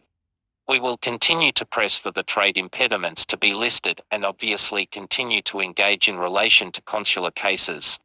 I would say that we would want to see continued progress and the most positive circumstances for any visit by the Prime Minister. And I think China would understand that. Successive Australian governments have also pressed China on human rights violations in relation to Australian citizens being detained, and Mr. Albanese recently told reporters it was an issue he continued to raise with officials. The detention of Chin Lei, for example, hasn't even been able to speak to her children, he said in Japan on Sunday. That's not appropriate. We need transparency. Australia will continue to make representations to China on behalf of our citizens. Shadow Foreign Minister Senator Simon Birmingham recently urged the Prime Minister not to travel to China until all trade issues were resolved. I think Australia does deserve to have absolute clarity that these trade sanctions are going to be listed and that clarity should be there before the Prime Minister entertains a formal state visit to Beijing, he told insiders on Sunday. On Monday, he pushed Ms. Wang further on her comments and the minister reiterated change was part of the negotiations. Continued progress for the most positive circumstances for any visit to China by the Prime Minister, she said. Those are the words I'm using and I'm choosing them carefully. Timing and further detail. Officials from the Department of the Prime Minister and Cabinet were pressed by Senator Birmingham about how the invite from China came about. The Prime Minister has received an invitation to visit China and that's been conveyed by senior Chinese officials in recent discussions, the department's Craig Chittick told Senate estimates. Senator Birmingham asked whether planning was already underway in relation to the trip, but Mr. Chittick remained tight-lipped. There's ongoing discussions between Chinese and Australian officials for a visit sometime in the future, he said. After years of disputes around human rights, national security and trade, Mr. Albanese has made it clear he will travel to China. While in Japan over the weekend, he confirmed he had advised other world leaders. I've informed our partners that I do intend to travel to China at some time in the future, he said on Sunday. And that has been welcomed as well. You need dialogue to get understanding, and you also need dialogue to avoid miscalculations, which has been a concern. If the visit goes ahead, it would be the first by an Australian leader since former Prime Minister Malcolm Turnbull travelled to China in 2016.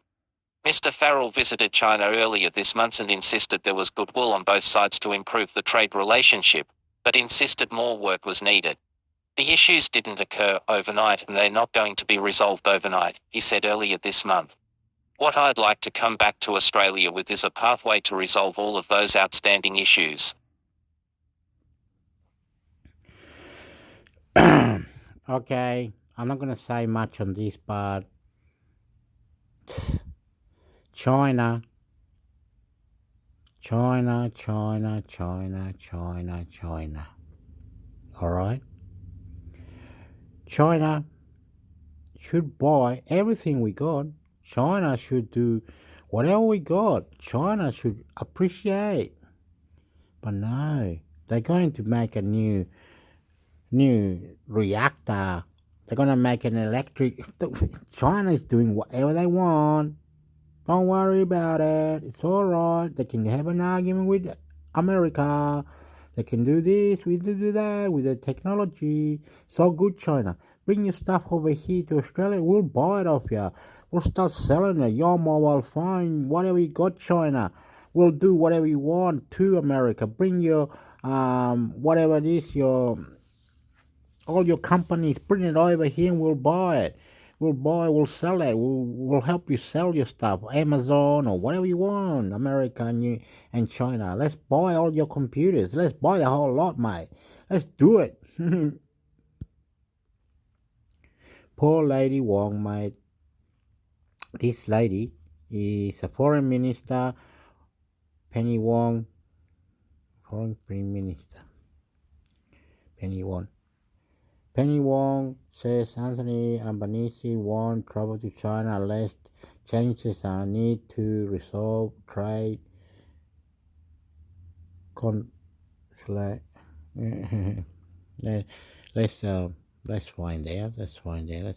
Let's do something like.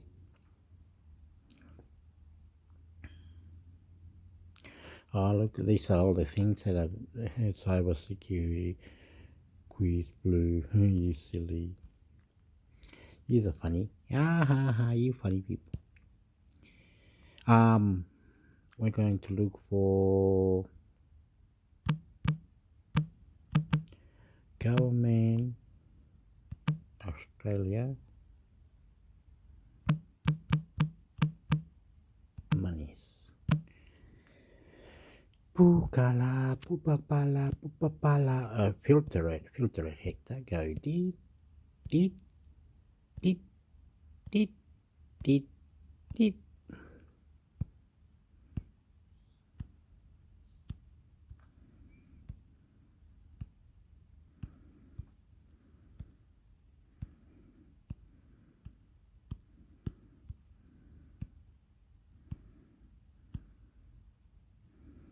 Then go out or something. Then go beep.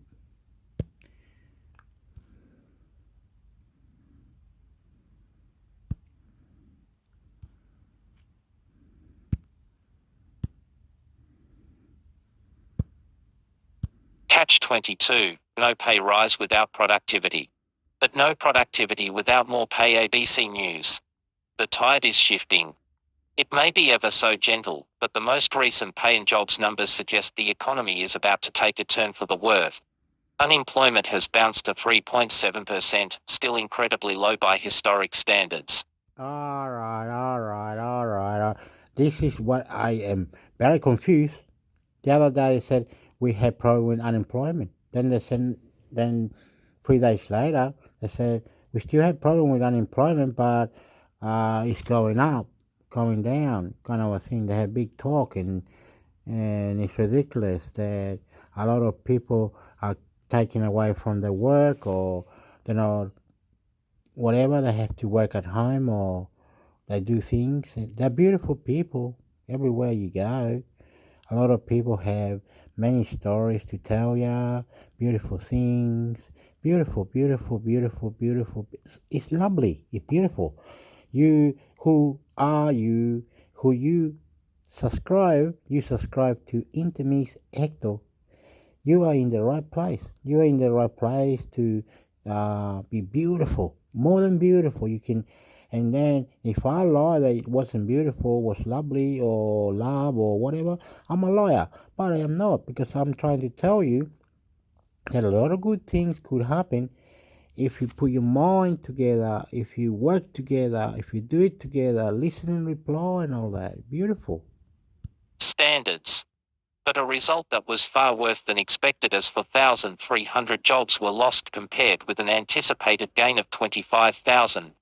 And despite all the hype about pay claims and a wages inflation spiral, wages growth at 3.7%, while the highest in 12 years, again came in below expectations.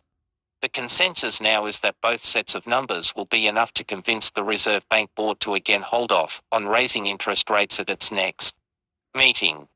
In real terms, Australian workers are on the receiving end of massive wage cuts, with a 7% inflation rate ripping a gaping hole in household spending power. Given the current downturn comes after more than a decade of anemic wages growth, the impact on spending power is likely to be felt for years to come, particularly by a generation overburdened with debt. Not that the trend seems to be concerning to many economists. Instead, they've delved into their dusty, old textbooks and exhumed a theory to support claims for even further tightening around wages. The only way we can support improved pay rates, they argue, is if productivity starts to improve. As theories go, it is perfectly sound. Like most economic theories, however, it doesn't neatly translate into real life. It's complex, difficult to measure and open to interpretation. Unfortunately, most of those preaching its virtues have little understanding of what it is, how it works, let alone any idea how to fix the problem we now have with it. And of course, no one ever wants to talk about how the benefits from productivity gains are split. It shouldn't come as any surprise that most of the gains from improved labor productivity haven't found their way into workers' pay packets. More on that later. Wage rises might fix the productivity problem. When it comes to productivity, about the only thing almost everyone agrees upon, from politicians to central bankers to the business world, is that you can't have higher real wages without higher productivity. Many, however, mistakenly turn the concept on its head, arguing that if you keep wages low or refuse pay rises, productivity will improve. You'll hear this time and again from business lobby groups that the only way to improve productivity is cut corporate taxes and make the workforce more flexible. Who would have thought? But productivity isn't about how much you pay for labor or anything else. It's a measure of how much a worker will produce in a given time period. And it's a general rule of thumb that, if you pay someone more, if you provide an incentive, they might just produce more. That's why chief executives get bonuses. The concept isn't confined to labor. You can make land produce more food through better agricultural practices. And you can lift output by making capital work harder. Better management or organization can do the trick. Improved technology, like the introduction of computers or more efficient machines, can have a big impact. So too, do microeconomic changes that improve competition, trade, regulation and tax. But it can be hellishly difficult to measure. It's easy enough if you just produce gadgets or widgets. Services, on the other hand, are a minefield. And it just so happens that Australia has become a services economy. The graph below shows our productivity performance over the past quarter of a century, and guess what? Labour productivity isn't really the problem. The black line, which is labour productivity, consistently outperforms multi-factor productivity, which includes land, labour, capital and other inputs like fuel. An important thing to take from this graph, despite all the hand-wringing of late, is that our productivity has grown each year since the mid-90s, and is still growing, just at a slower pace. In theory, improved productivity should result in higher wages, lower prices, better profits and economic growth. A win all around. In practice, however, it doesn't guarantee any of those things at all. Why productivity growth won't deliver you a raise? Australian productivity may have flowed to a snail's pace since the turn of the century, but it is still growing. One of the more alarming trends, however, is just how little of our labour productivity gains have found their way into pay packet. Fifth graph from Sydney University's Drive Jim Stanchard highlights the growing gap between real wages and labour productivity. With an industrial relations system designed to limit wages growth, most of the gains from improved labour productivity have been transferred to higher profits. That's particularly the case since the pandemic and the inflationary outburst that has undermined real wages. While there's no doubt we need productivity growth to justify wage increases, the bigger problem appears to be how the spoils are divvied up. Why is productivity so weak? While almost everyone in any position of power has strong opinions on the subject, there are few concrete suggestions on how to arrest the decline. The Productivity Commission recently released its second 5-yearly report on the problem. It comes in at 9 volumes and runs to almost 1,000 pages.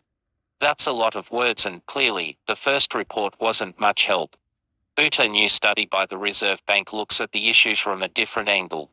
While most other economists and business leaders are arguing wages should be kept in check until productivity improves, the study questions whether our rigid industrial relations system, which has kept wages firmly in check, is partly to blame for our poor international performance. The increased use of industry awards, where all firms offer the same wages, no matter how productive they are, is associated with slower flows of labour to productive firms, it says. It also points to the perennial problem of concentration of power amongst our big industries, where just a few firms dominate. That lack of competition gives them domination over how they pay their staff. Another potential explanation is that firms' bargaining power may have increased, allowing more of them to lower wages down to the industry award level. Given that better performing firms don't need to offer higher wages to attract better performing workers, employees are less likely to look for greener pastures. It's like something straight out of a Joseph Heller novel. In fact, if he was around today, he'd probably have based Catch-22 on Australia's industrial relations system. You can't have a pay rise until productivity improves. And productivity can't improve until you get a pay rise.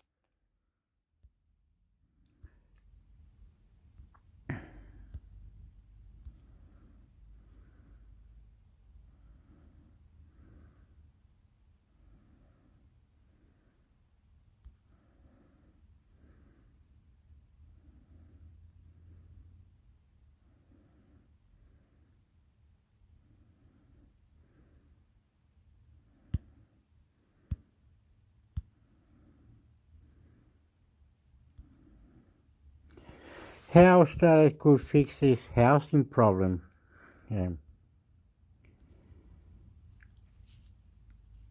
Okay.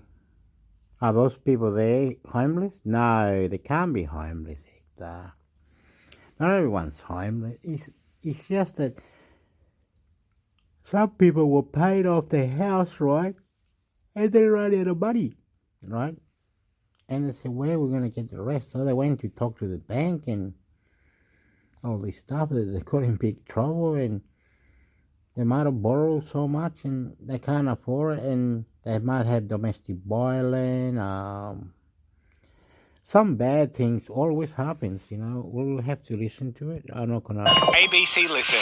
Podcasts, radio, news, music, and more. Hi, I'm Sam Hawley, coming to you from Gadigal Land. This is ABC News Daily. See, you can hear it. You can hear the lady She's like top spot. She's numero uno, mate. She's lovely, beautiful. I love you.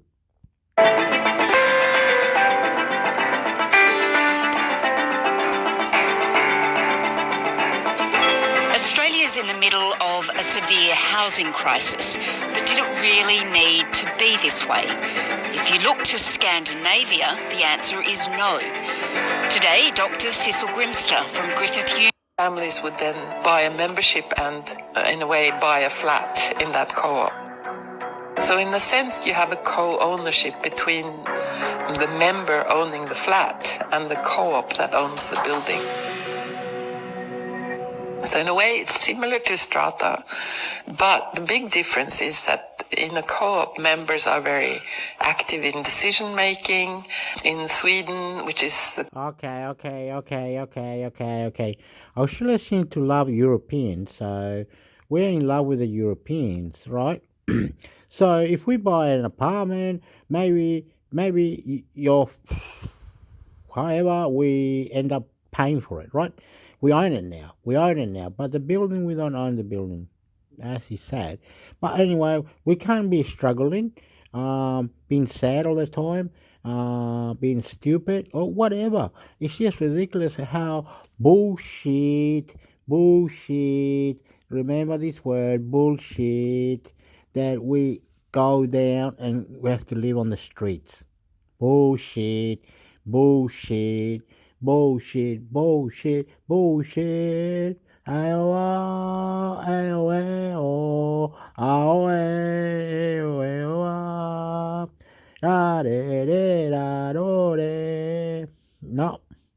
we're going to fight to be more beautiful. We're going to cry. We're going to relationship our mind with God. Country that has the largest cooperative housing sector. It's 24% of the housing stock. In Norway, it's 14%, but for instance, in Oslo, where I'm from, housing co-ops comprise 40% of all housing in Oslo, the capital. Gosh, that's a lot. Yeah. And in Denmark, they chose a slightly different model. They said, well, not all people can own a housing co-op flat or house. So we're going to have a different model where we have rental housing co-ops, which is affordable housing. And that sector is huge in Denmark. It's around 20% of all housing stock.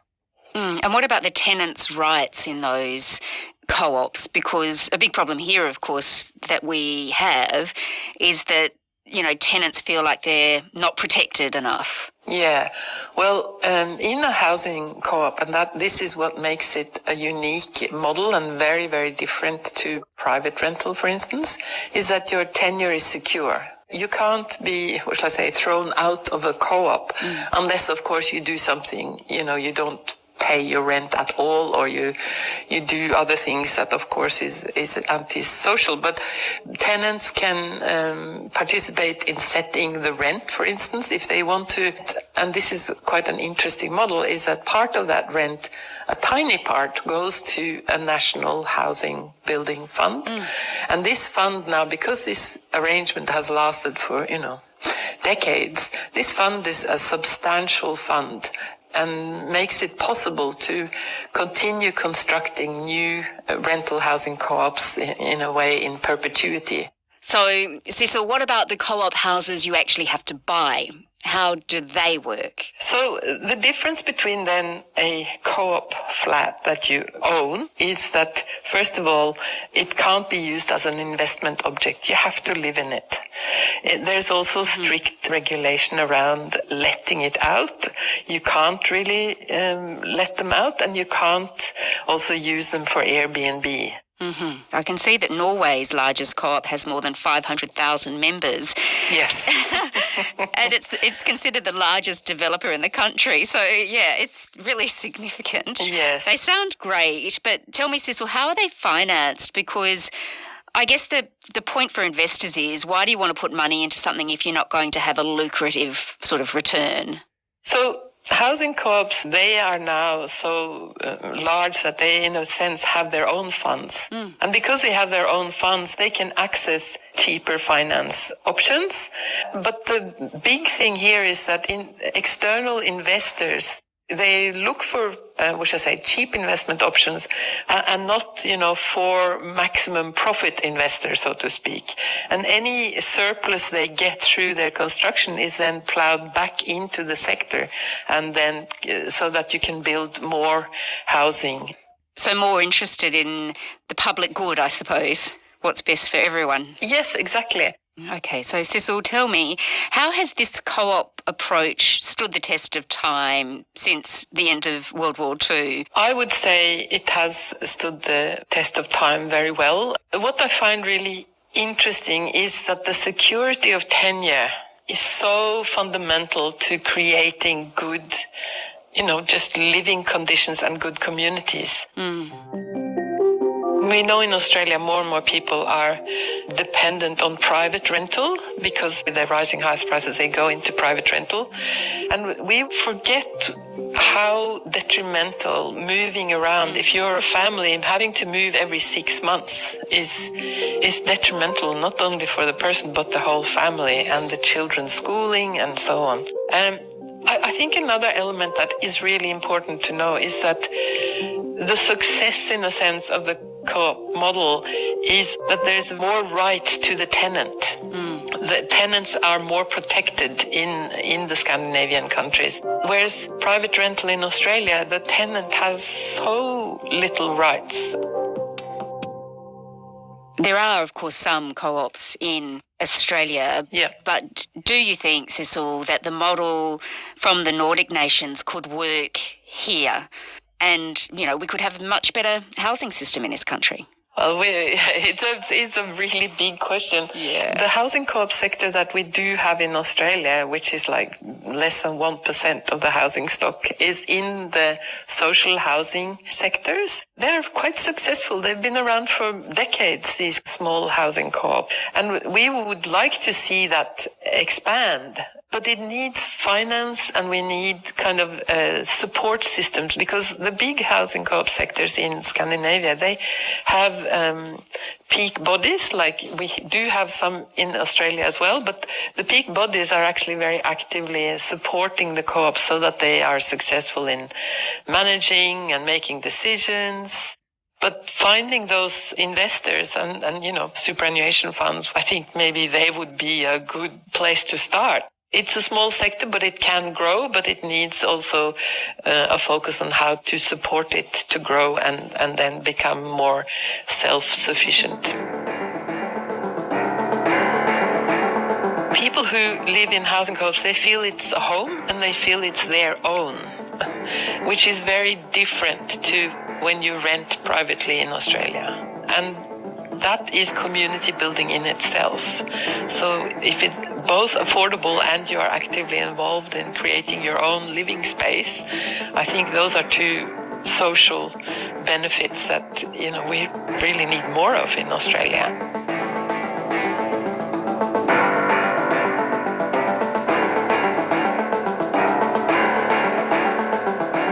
Dr. Cecil Grimster is a senior lecturer at the Centre for Systems Innovation at the Griffith University. If you want to hear more about how Australians are being locked out of the rental market, have a listen to the episode from the 9th of May. That's in your feed. This episode was produced by Flint Duxfield, Veronica Aphap and Sam Dunn, who also did the mix. Our supervising producer is Stephen Smiley. I'm Sam Hawley. ABC News Daily will be back again tomorrow. Thanks for listening.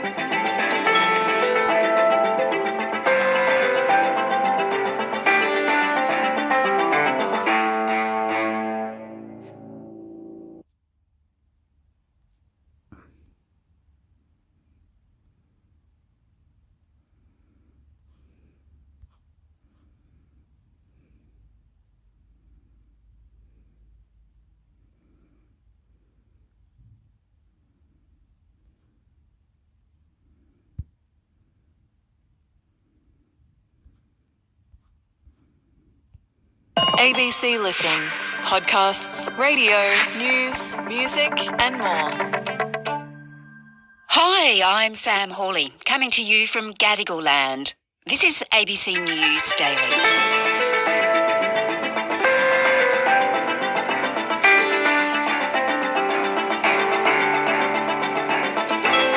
As the US grapples with a crisis over its debt ceiling, there's concern the entire world could be plunged into a financial crisis.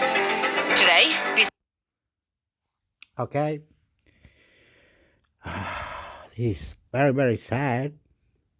The whole world is collapsing. The whole world is not understanding how relationship, how money, how lifestyle, how a person can do things as they can. Do what you can you got to do with. It's sad. Very sad, this world, and it's killing itself, destroying itself, not using the money for the right things, right? Like colonizing other planets, finding out about UFO, the Bible, YouTube, anything to do with the world. United States, we are here for you. We always will be and never will forget you. United States, we want to talk to you about what's the word if China attacks Australia? Allied. We want to talk to you about Allied America. We want to talk to you if you need our help. We'll help you if you help us. You understand? We be your little buddies and your little bum chumps for you, America. Australia will love you forever. So don't forget it, America. We are here. We're not going away. We are here for you, America. You need gold.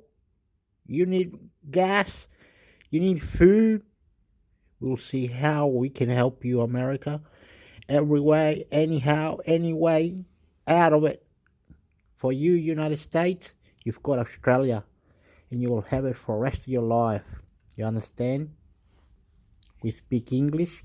You speak English. You've got your army here in the Northern Territory, in the Pingalis, or wherever it is. You've got your army there.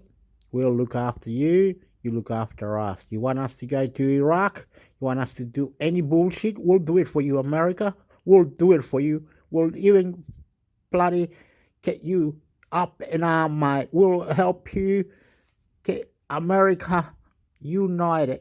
You've got a lot of rich people there, movie stars. You got band music, a lot of rich entertainment, like bands, music bands, movies, stars. You got a lot of rich people there, America. You could help the earth, but no, you're not telling these people to help anyone. Anyway, we are here, we are there. Bring your stuff over, America. Make it beautiful. Make it beautiful. I love you. I love you. I love you. That's how we say to America. Joe Biden, get on the microphone and say something hardcore like, kill the bad, do the good. Joe Biden, stop selling weapons to Ukraine. Joe Biden, get on with the show and give everyone fruit. Give everyone tacos. I saw the show where one guy paid $1,000 for everyone to have free tacos. Free tacos, mate. In America, you get rich people to do that. Here in Australia, hardly no one does anything. Anyway, when are you going to get a sandwich, mate? On Thursday? Yeah, right, every Thursday now. Not every day, mate. Fuck up. Get on with it. Let's go, mate. Let's go, America. Let's go. Let's go somewhere else, mate. Recession when the economy contracts for 2 quarters in a row. Well, to be more precise, we're in a recession when the amount of goods and services that we're producing in Australia has been shrinking for 2 consecutive quarters after taking inflation into account. So we're really talking about... Oh, yeah, like the other day. I went to buy some biscuits and some chips. You know, those bags, the junk food anyway. Oh, well, they're making it little oh, the biscuits had 15 in it. Now, no 15 in it. Now there's 9 in it. So they're lowering it down. They're still costing the same money. Oh, yes, you see the tomatoes, they're so big now. What do they put on the bloody tomatoes? My God. It's like when I went for the taxi the other day. I went for about, 10-minute drive on the taxi, and then when I got to the end, it was like, oh, this would cost you $28. Bloody hell. I'm going, wow, I'm broke now. Oh my God. But anyway, I got to what I wanted to do and did what I wanted to do. It's ridiculous now. It's high on the prices now. You have to bay arm and bite your tongue, mate. Cat call your tongue now. Subscribe to Intermix Hector. A 6-month period of shrinking activity. So that doesn't sound too complicated. Well, one problem with it is that the way it's calculated means that there's a lag of 9 months. Because the Bureau of Statistics tracks our economic growth by publishing its gross domestic product figures every quarter. Now, it takes the ABS 3 months to collate and publish the data once a quarter has ended. So that means it takes them until June to collect and release the data for the March quarter, and it takes until September before we know what happened to GDP in the June quarter. So we have to wait until September before we know if there was officially a recession in the first 6 months of the year. Okay, so hang on. We could be in recession for months and not even know about it because of this lag. That does not seem like a good system. Well, lots of people would probably know if they were losing their jobs. It's just that there wouldn't be official recognition of it. Now, the RBA itself says that this definition of a technical recession isn't that helpful. And so that's why in these FOI documents you see this senior analyst really looking at a different measure. And they were looking at a measurement called the SARM rule, which was developed by Claudia Sahm. She's a former US Federal Reserve economist. And you use it by taking a moving average of the unemployment rate to tell you when things are going awry in the labour market. So specifically, it takes the average of the unemployment rate for the last 3 months, and that continues to change. You update it every month as new employment data comes in. And if that average increases by 0.5 percentage points above the lowest unemployment rate recorded in the prior 12 months, it means the economy has entered recession. Okay, so just so I've got this straight, the SARM rule, that looks every month at unemployment, and if it's going up too quickly, it gives a very good sense that you're heading into a recession. So the benefit of that is there's no lag. It's much faster. You get new unemployment data every 4 weeks rather than the every 12 weeks that the GDP does. And so it starts to ring warning bells very quickly if the unemployment rate is rising in a concerning fashion.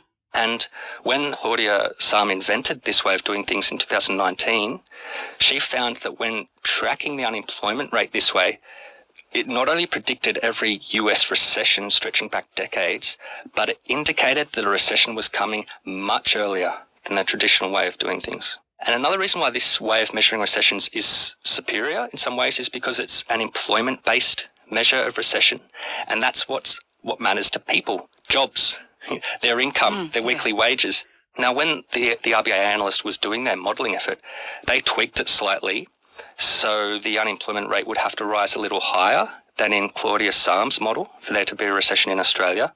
But even with that more stringent test, they said that Australia's economy has actually had more recessions than we think. Wow, okay. So tell me, Gareth, when were we in recession and we didn't even know it?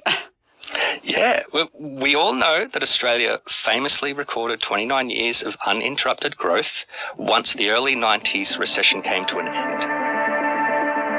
So there was no recession between then and the COVID recession of 2020. But this model shows that we actually had 2 mild recessions during those 29 years, which runs counter to the official narrative. So it shows our economy experienced a mild recession during the dot-com bust of 2001. Prime Minister, good morning. Good morning. You're predicting that the Australian economy will come off the boil. Are we headed for a recession? No. Definitely not? Definitely not. And we had another one during the global financial crisis around 2008. everything and more has been completely wiped out. Financial system is rocked to its foundation. Worst day on Wall Street since the crash of 1980. The simple fact is that without the Australian government's early and decisive action through targeted stimulus, Australia would already be in recession. Now that's saying we didn't avoid those recession-type impacts in our labour market during those two downturns, even though we avoided a technical recession at the time. Gosh, okay, that's really interesting. So just tell me, Gareth, there's these two measures that you've talked about to gauge whether or not Australia has entered a recession, the SAR model, as you've just been talking about, and the technical recession. So the question is, are we or are we not in a recession already? Great question. Not yet, but we could be heading into one. Just have to be careful about it. According to the definition of a technical recession, we're still a while away from recording a recession this year, if at all. That's because, let's go back to this idea about the really long lag. The latest quarterly data we have is for the December quarter. That showed growth of 0.5%. And we won't be getting the March quarter GDP figures until the first week of June. Now, if that shows we recorded negative growth in the first 3 months of this year, we'll have to wait until September to see if there was also negative growth in the June quarter, which would mean a technical recession. Gosh, okay. And what about the SAR rule? What does that show us? It shows us that unemployment will have to increase noticeably from here to trigger a SAR recession. But none of this is to say that a recession isn't possible either. Right. Because plenty of economists think that the RBA will have to start cutting interest rates by the end of this year because economic activity will become so weak that it will need that support. And I guess one question is as well, everyone sort of looks to the US and whether or not the US will go into recession. What does that mean for us if the US does go into recession? If the US goes into recession, that will make it harder for the rest of the world because it's still central to the global system. But the SAR rule could give us another way of thinking about things, because when she proposed her rule in 2019, she said that it could actually be used as a trigger to start sending automatic stimulus payments to households to alleviate the pain of rising joblessness and to hopefully reduce the severity of the recession that it could see coming. It's just that you'd have to think about it, because when she proposed this thing in 2019, this was before this huge outbreak in inflation we have right now. So it'd be stimulus payments, sort of like we saw during COVID. But as you say, that could spark inflation. And I gather it's unlikely the government would do that right now. Probably not. But, Dr. Sam does make an interesting point. She says maybe it wouldn't hurt to take some of the fiscal decision-making power away from governments too. So in the right circumstances, stimulus payments could start flowing without having to wait for the usual political fights to take place and, for the necessary bills to pass through Parliament. Okay, so it seems like there's a lot of complexity around when we actually are in recession. We know from these FOI documents that the RBA is pretty worried that there's sort of up to an 80% chance that we could end up there. But Gareth, I guess one of the questions is, does actually declaring a recession, saying we're in a recession, does it really make any difference to people's lives? Well, if we go back to the definition of the technical recession itself, politically it makes a difference because no politician wants to be the one making the announcement that we're in recession. Back during the GFC, after we recorded 1 quarter of negative growth, the Rudd government was waiting with bated breath for that second quarter GDP figure to come in. And when it came in slightly positive, they were ecstatic. No recession. But, according to the SAR rule, we actually did have a mild recession then because we had that recession-like pain in the labour market. So in some ways, the technical recession definition misses the point, but in others, it becomes a lightning rod for people, and it certainly focuses the mind of policymakers to really try not to have those consecutive quarters of negative growth.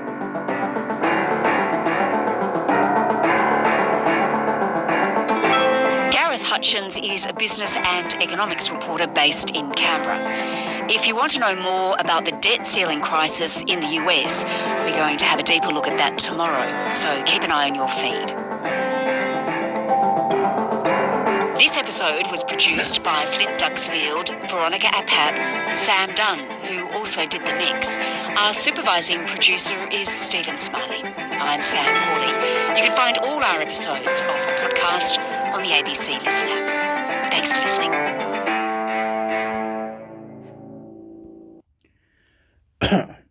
Yeah, but China might be making a lot of things, like technology and everything like that. United States, whatever. But if we do whatever, we'll help China and we'll help America. I don't know how it works, but we're helping everyone in little by little, bit by bit, understanding. That's a lot of work. It's a lot of work, my friend. A lot of work. I'm supposed to go to this third one, but it tells me to go. Oh, but it tells me to go here. Look at this. And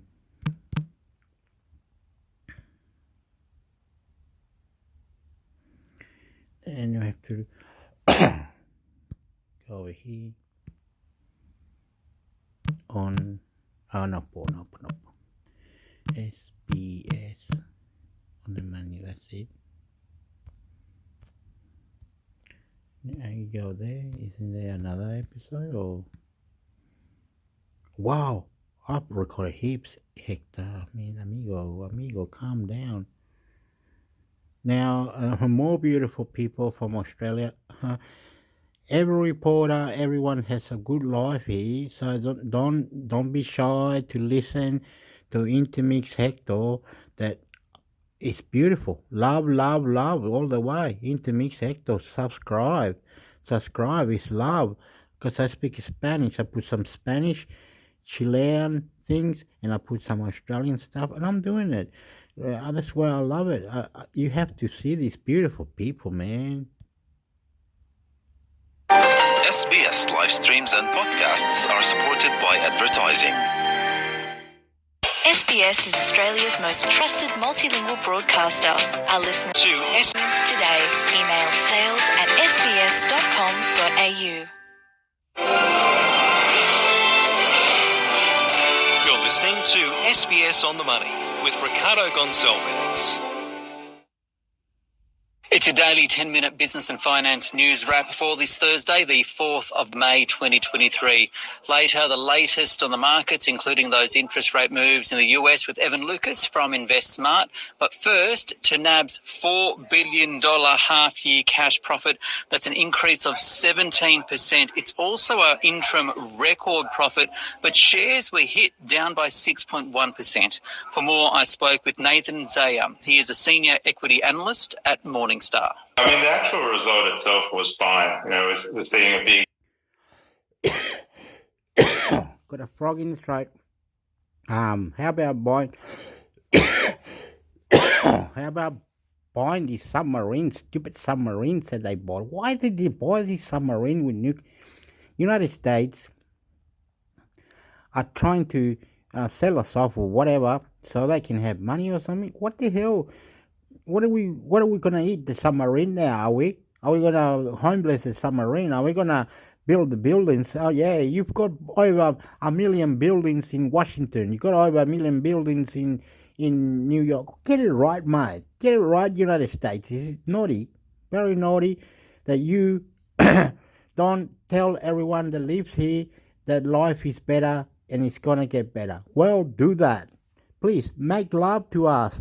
Make love to us. We make love to you. We understand you. We provide you. We got your ideas. Bring your shit over here, mate. Sell it. Bring Amazon. Bring the whole lot over to Australia. Why are you scared? The cat got your tongue, America? The cat got your tongue? Tell the earth to kill this virus. Tell the earth we can walk outside and join the beautiful festivals, mate. 6.1%. For more, I spoke with Nathan Zaya. We're running with you, United States. They saying, if you go down like a pack of tomatoes, we need to help you. You are the number one in the world. You are going to destroy the central bank and you're going to do whatever it is, and we need to pump it up that you're going to win, America. So if that's what it is, we'll make you win. You want to win, America? You want to be a smart ass? Go for it. He is a senior equity. All you do is get money. Us people like little ones like me or anyone else who's listening to Intermix Hector, I'm an alternative music and other things. I try my best. And you know what?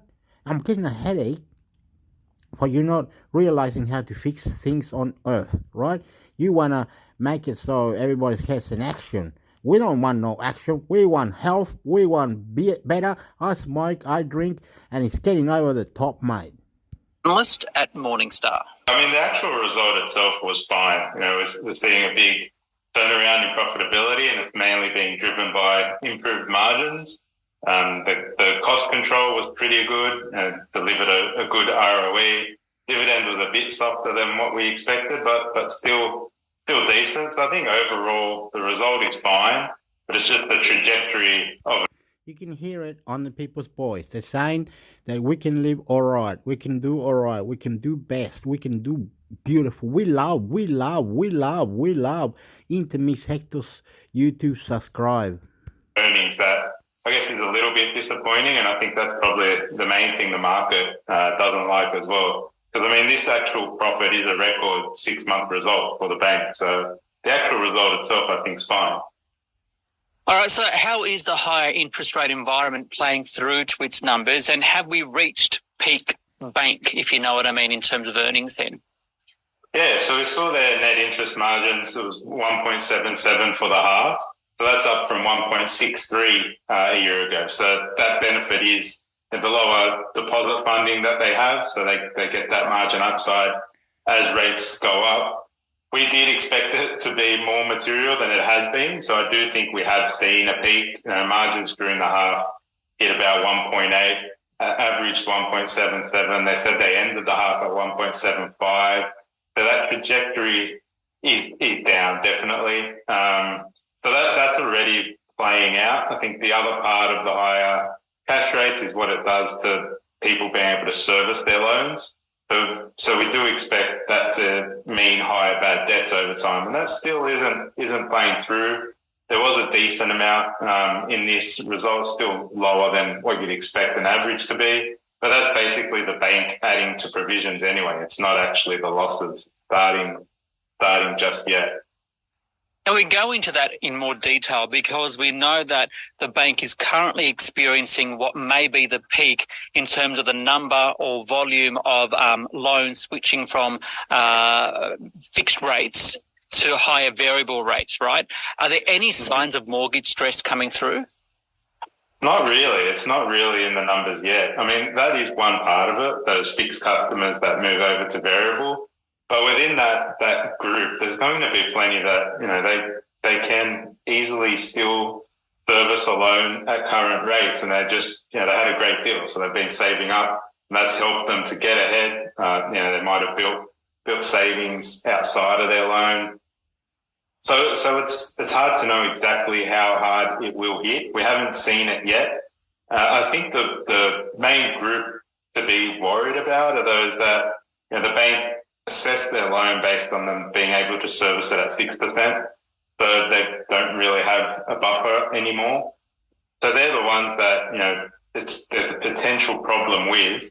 But the bank reached out to, I think they said 7,000, and 17 said they needed help. So there's obviously, a lot of positivity out there, and households believe that they can cut their discretionary spend themselves to keep making their repayments.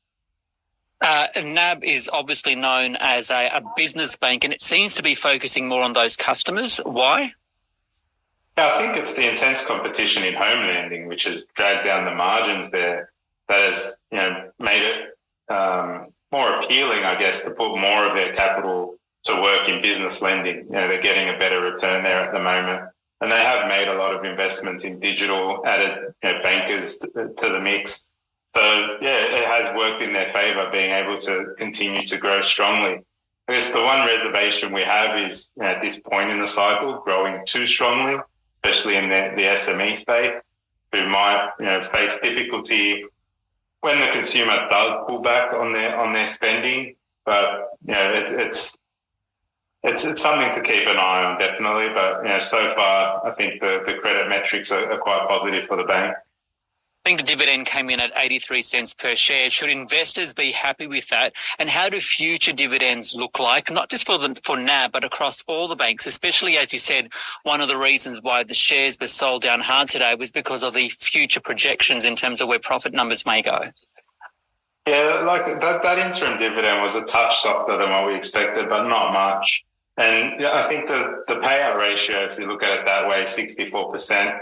Their target is 65 to 75% over the full year. So we think even though second half earnings might be a bit softer, they've still got a bit of room to move to keep that dividend growing in the second half. So we think the second half dividend will be slightly up on the first half. So yeah, we're still optimistic in terms of dividends being able to be sustained or grow a little bit, across the coverage. And that's supported by their capital positions as well. NAB is holding about $3 billion in capital above its own target, so not even the minimum regulatory requirement. So that's about 3.7% of shares on issue if they go the buyback route. But yeah, that's I guess shows how much capital they have. So I don't think they need to cut the payout ratio to start hoarding capital. I think we're a long way from that happening, if we do see much higher unemployment and falling house prices, which seem to be stabilising, which is a positive for the outlook as well. Nathan Zayer there, Senior Equity Analyst at Morningstar. NAB shares did fall down 6.4%, along with the rest of the banking sector. ANZ down 2.3%, the Commonwealth Bank 2.5% weaker, Westpac 4.11%. Still, the market only fell 0.1%. The S&P ASX 200, 7,193. For more on the bank's impact on the share market, I spoke with Evan Lucas from InvestSmart. Yeah, if you miss your consensus numbers like NAB did today and they miss that on the cash earnings and the dividend, you're going to get smashed, and that's what's happened. So I think that needs to be put out there quite clearly. They needed to really deliver the lights out. You'd argue they did, but the market didn't think they did enough. And it probably also carries through to tomorrow when you get ANZ, and then next week when you get Macquarie and Westpac. The market's expectations has probably been downgraded by NAB today. So it explains why we had quite a strange day. We've managed to eke ourselves back to almost neutral, but that NAB result has really shifted the banking space as a whole and the financials, and that was the drag today. Okay. Still, the bank did benefit to one part because of higher interest rates. We're still seeing rates rising. The RBA earlier this week, the US overnight, up another 25 basis points. What does this all mean for the investment environment? Yeah, and they're not the only ones. You're probably going to highlight the European Central Bank. They're also likely to do it. You're talking about the Bank of England. So the whole world is experiencing higher interest rates and a slowing global economy. So that's really part of the answer to the question is, at what point does the slowing global economy come through to pricing? Because so far, despite what's happened this week, it's been a really impressive 2023. I mean, if you look at the US, they're up over almost 8.5%, and earnings season has shown that they're still holding quite robustly with this increases they've seen. They've had 10 rate rises from the Fed. We've had 11 here from the RBA. So the investment question is an interesting one because there is a dilemma. The bond market, the other market, the fixed rate market, it's flashing as nervous as you want to point out. So there is a disconnect between who's right. Is the bond market's pessimism right, or is it the optimism that's been going on in equities that is right? And for me, for that reason at the moment, I'm actually quite neutral. I think you need to wait to understand the overall scenario. The bank earnings season gives me a bit more clarity about how our interest rates and record profits from both ANZ and Macquarie. That's coming up.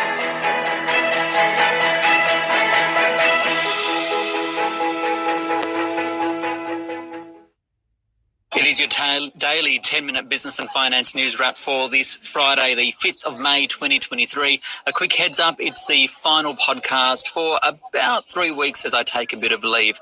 But later, We'll take a closer look at the record profits from both ANZ and Macquarie. But first, to the RBA, which has lowered its near-term growth projections. And while it thinks inflation may come down a little faster than expected in the short term, it still won't hit target until 2025. What does this all mean for interest rates? Well, it was all in today's statement on monetary policy. For more, I spoke with Harry Murphy-Cruz, a macroeconomist at Morningstar. So relative to what the RBA was saying just 3 months ago when they last put together some forecasts, they're now saying that the Aussie economy is going to slow by more, that households are going to be spending less, that businesses, they're going to be less keen to invest, unemployment is going to be slightly higher, and also that wage growth is going to be slightly lower. Now, the deal that the RBA is trying to make with households is that that pain that households are going to be feeling now, well, that'll be worth it because that'll bring down inflation just that little bit quicker. But inflation, though, it's still going to stay high for some time, no? And it did warn of continued upward pressure in rents, for example. Definitely. I mean, there's no guarantee that inflation follows these new forecasts. And the RBA, they outlined a couple of key roadblocks to that path, themselves. One of them is rents that you mentioned. If you've tried to rent recently, just how difficult it is, just how costly it is. And the headache for the RBA is that there's very little they can do to change that. No amount of interest rate hikes are going to magically see new houses appear and quell that mismatch between supply and demand. So it really is a waiting game, waiting for that new stock to come online. And until it does, we're going to see rents be a driver of prices, unfortunately. The other one that they mentioned is electricity prices. So that's expected to add about a quarter of a percentage point to inflation through 2023, 2024. Combination of aging assets here, higher global commodity prices, and that vacuum of policy that we've had for several decades, really pushing up energy prices. And again, being a handbrake on some of the improvements in inflation that we would otherwise have seen. You may have mentioned it there because it's already two big key issues, electricity and rents. But what do you think is the biggest concern that the RBA has when you refer to the statement today? Yeah, I mean, what's keeping them up at night is simply that inflation doesn't follow this path, that it takes longer for prices to come back down, and we don't see inflation return to the 2 to 3% target band for several years. Rents, electricity, those are key issues.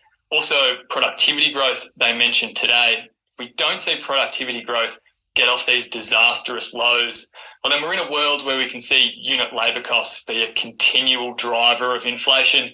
And then the other one is the wage price spiral. We don't think it'll be an issue. The RBA suggests it'll be less of an issue than what they thought a couple of months ago. But we could see that relationship between wages and prices intensify. Wages chase those price gains and prices then doing the same. If that does eventuate, then we're in a world where inflation will be meaningfully higher.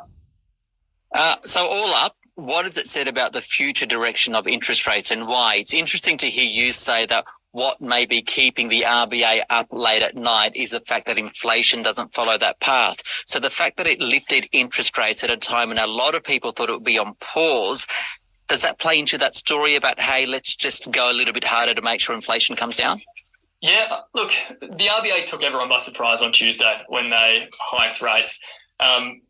In doing so, look, maybe it was a smart move in that they probably got a bit of extra bang for their buck in doing so. Households, markets, economists mostly were thinking that they had a bit of extra time before borrowing costs would rise. The fact that we didn't means that households have probably been shocked here. They're probably going to pull back that spending more than they otherwise would have, and that could see them get a little bit of extra bang for their buck, as I mentioned. In terms of the path, well, in putting together these forecasts, the RBA, they have to make a number of assumptions, and one of them is obviously the path for interest rates. They survey economists and look at market pricing to do that. That path that they've used as an assumption here, that has interest rates staying where they are at 3.85%. That's not a guarantee that it'll stay there, and the RBA board will follow suit and keep rates where they are. But given that we've now got their own forecasts suggesting that the economy is going to slow pretty substantially and inflation is going to come back down to where they want it, it's probably a good indication that we're very close, or that we certainly are at that peak. Harry Murphy-Cruz there from Morningstar. To the Australian share market now, which did rise. The S&P ASX 200 up by 0.4%, 7,220. For more on the day's market action, including the record results from ANZ and Macquarie, I spoke with Carl Capelinga from Think Markets. Well, I think mostly we're seeing a little bit of a relief rally from things not getting exponentially worse in the US banking sector last night. Not to say that it's getting any better either, but we did see a bit of a rally towards the end of trading in New York for many of those shares, and I think we've just taken off a little bit from that positivity. In terms of the sectors which are doing the best, gold is by far and away the standout. Gold prices up again last night, topping just over $2,050 US an ounce, and we've seen the local gold sector continue its good run, really a good run all week, and that is on the back of obviously gold does well when interest rates are on the decline, and whilst they might have been heading a little bit higher over here in Australia this week, Ricardo, they've been sharply lower in the US, so gold getting helped by that as well. Worst performing sectors, there weren't really that many today. If I could just pull out one group, not really a sector, it was the coal group of coal stocks that were down sharply today. And we saw thermal coal prices dropping in the last 24 hours to 16-month lows, not helping those. Okay, can we focus in on the banks today, because it's been a busy day for a couple of them. ANZ, a record half-year cash profit of $3.8 billion, but it's warned that the next 6 months will be tougher than the last. So what do you make of it? Yeah, look, it was a roughly in-line result, so we didn't see the big falls we saw yesterday on NAB, and maybe there was a little bit of relief as well there. It wasn't as bad as NAB's result. Certainly the bank doing well on the back of the rising interest rates we've had over the last 12 months. It tends to help them out on their net interest margins. But looking forward, and markets are always looking forward, we did see the CEO there warning that we've probably seen a peak in margins for the time being. It's extremely competitive at the moment, particularly for residential home loans in Australia, and that will likely put a little bit of pressure on profits going forward. So a bit of a muted response to the shares today, but I think shareholders will be happy it wasn't as bad as NAB's result yesterday. Okay. Also a record full-year profit from Macquarie, $5.2 billion. It's a little bit different because its main shtick is of being an investment bank. So how's it making all of its money? Macquarie loves it when there's volatility in markets. You know, look, of course it does have its banking and financial services division, which did well, mind you. It's up about 20% in terms of its profit contribution, but it really came down to that commodities trading division, which now is actually providing the bulk of the bank's profits, about 60% of profits coming from there, and that benefited from extreme volatility in commodities markets over the last 12 months, largely precipitated by the events in Ukraine.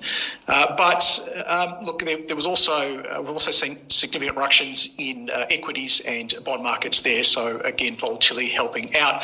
If there was a bit of a dark spot on the bank's performance over the last 12 months, it was in their asset management business, where profits actually fell on the back of, well, they blamed it a little bit on some timing difference and a bit of a difference in the asset mix, but mainly on lower returns from green investments. Finally, you know, it's interesting times on the markets at the moment. Where do you see the opportunities, though, for investors?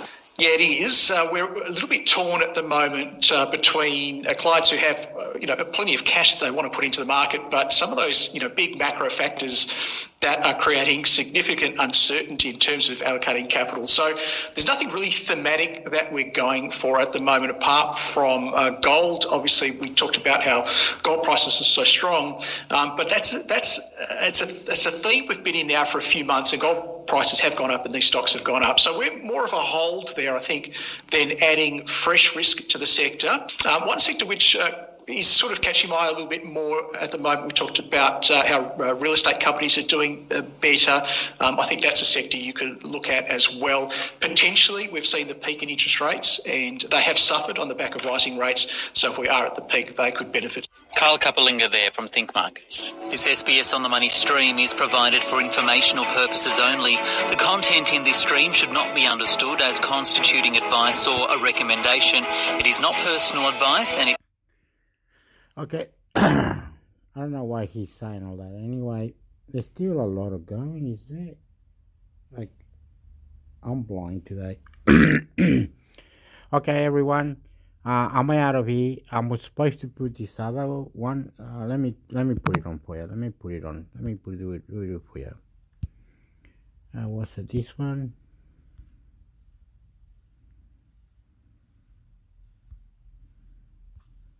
Go over here.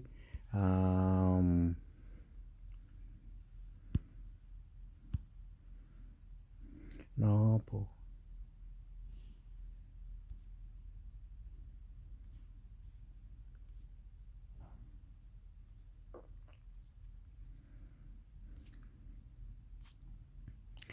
Anyway, wasn't that? Was this one? This one?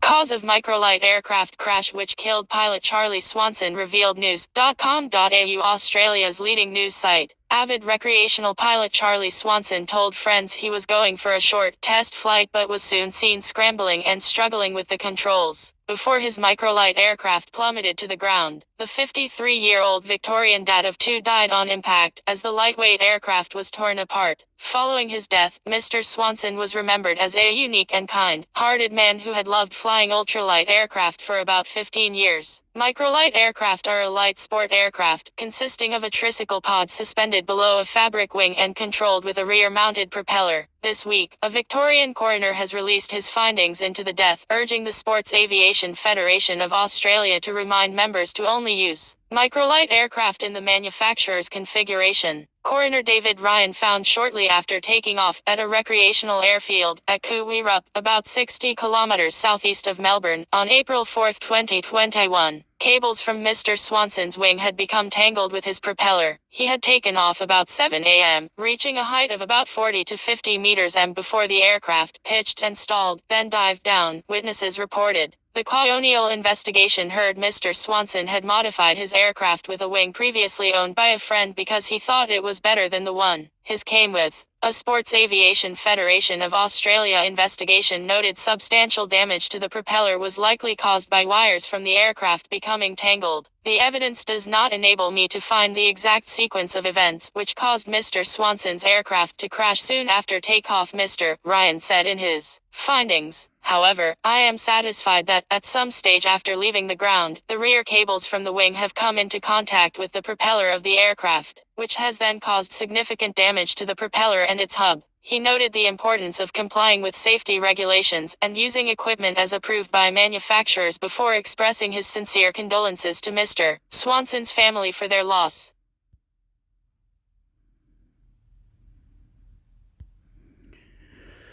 What was that? If it's business, like breaking news or whatever, I don't understand it. What are they on about?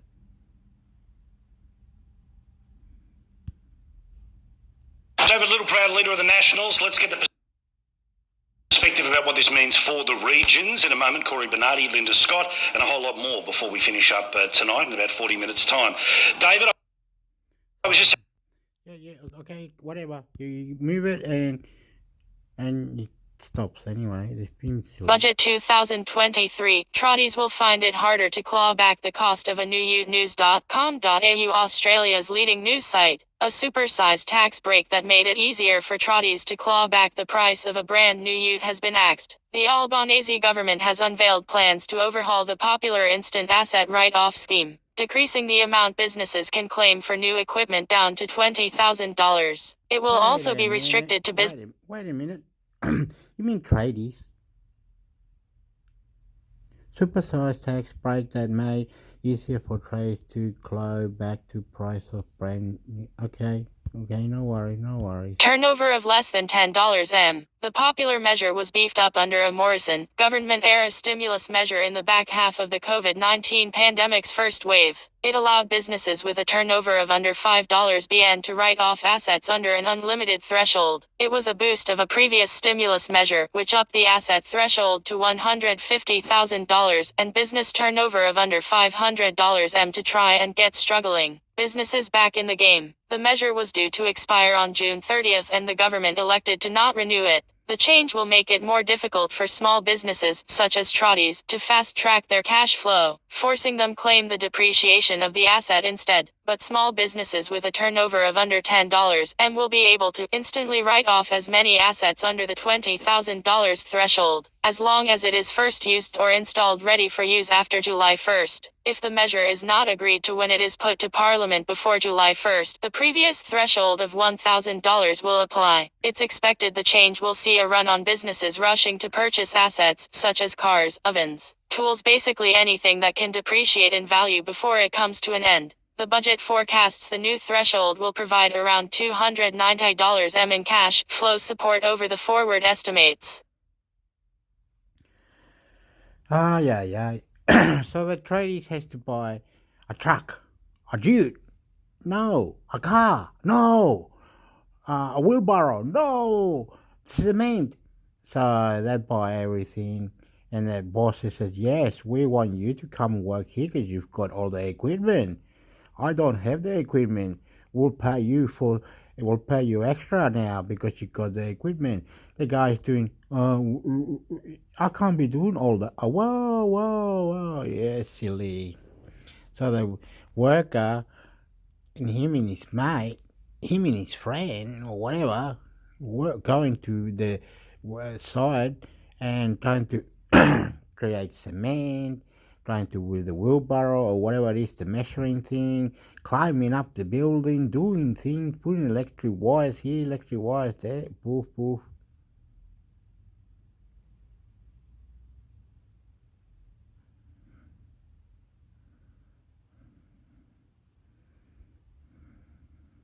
Anyway, sounds silly.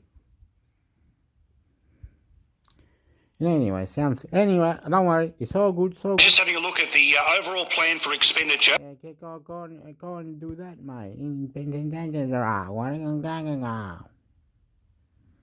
Whatever, dickhead.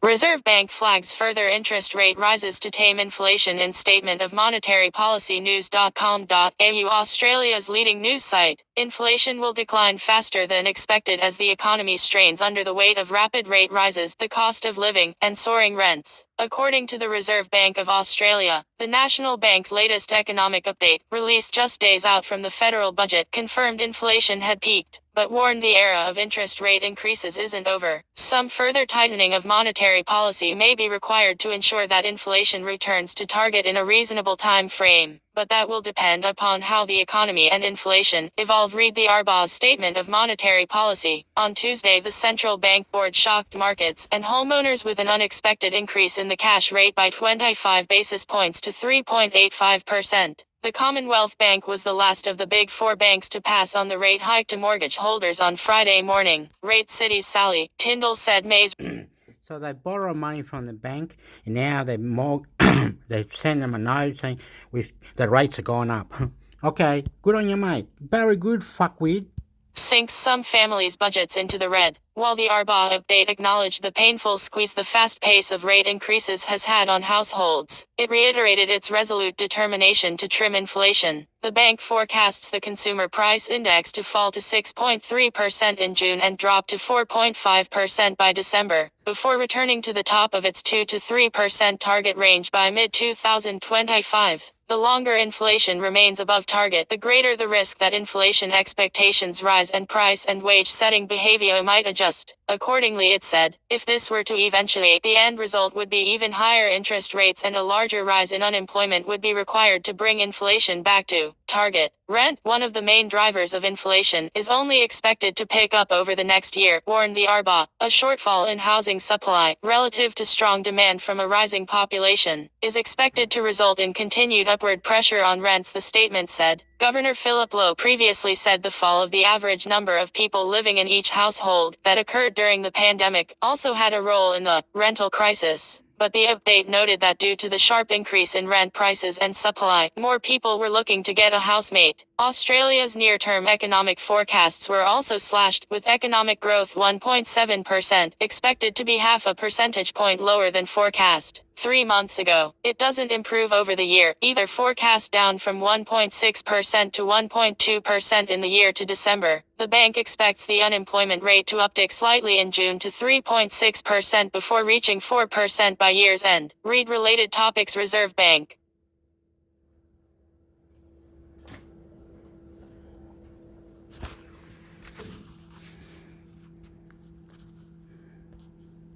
Okay, I'm going to quit now. The bank has given all Australian, the Commonwealth Bank is the main bank of England, Australian, and they don't talk much about it. They keep it quiet. They're saying they're borrowing money. Next minute, the rates are going up. They borrow $40,000. They pay so much a month, and everybody is struggling, living a good life, but very hard, very hard. I'm intermix Hector. Goodbye. On the name of God, on the name of God, on the name of God. Intermix Hector, subscribe.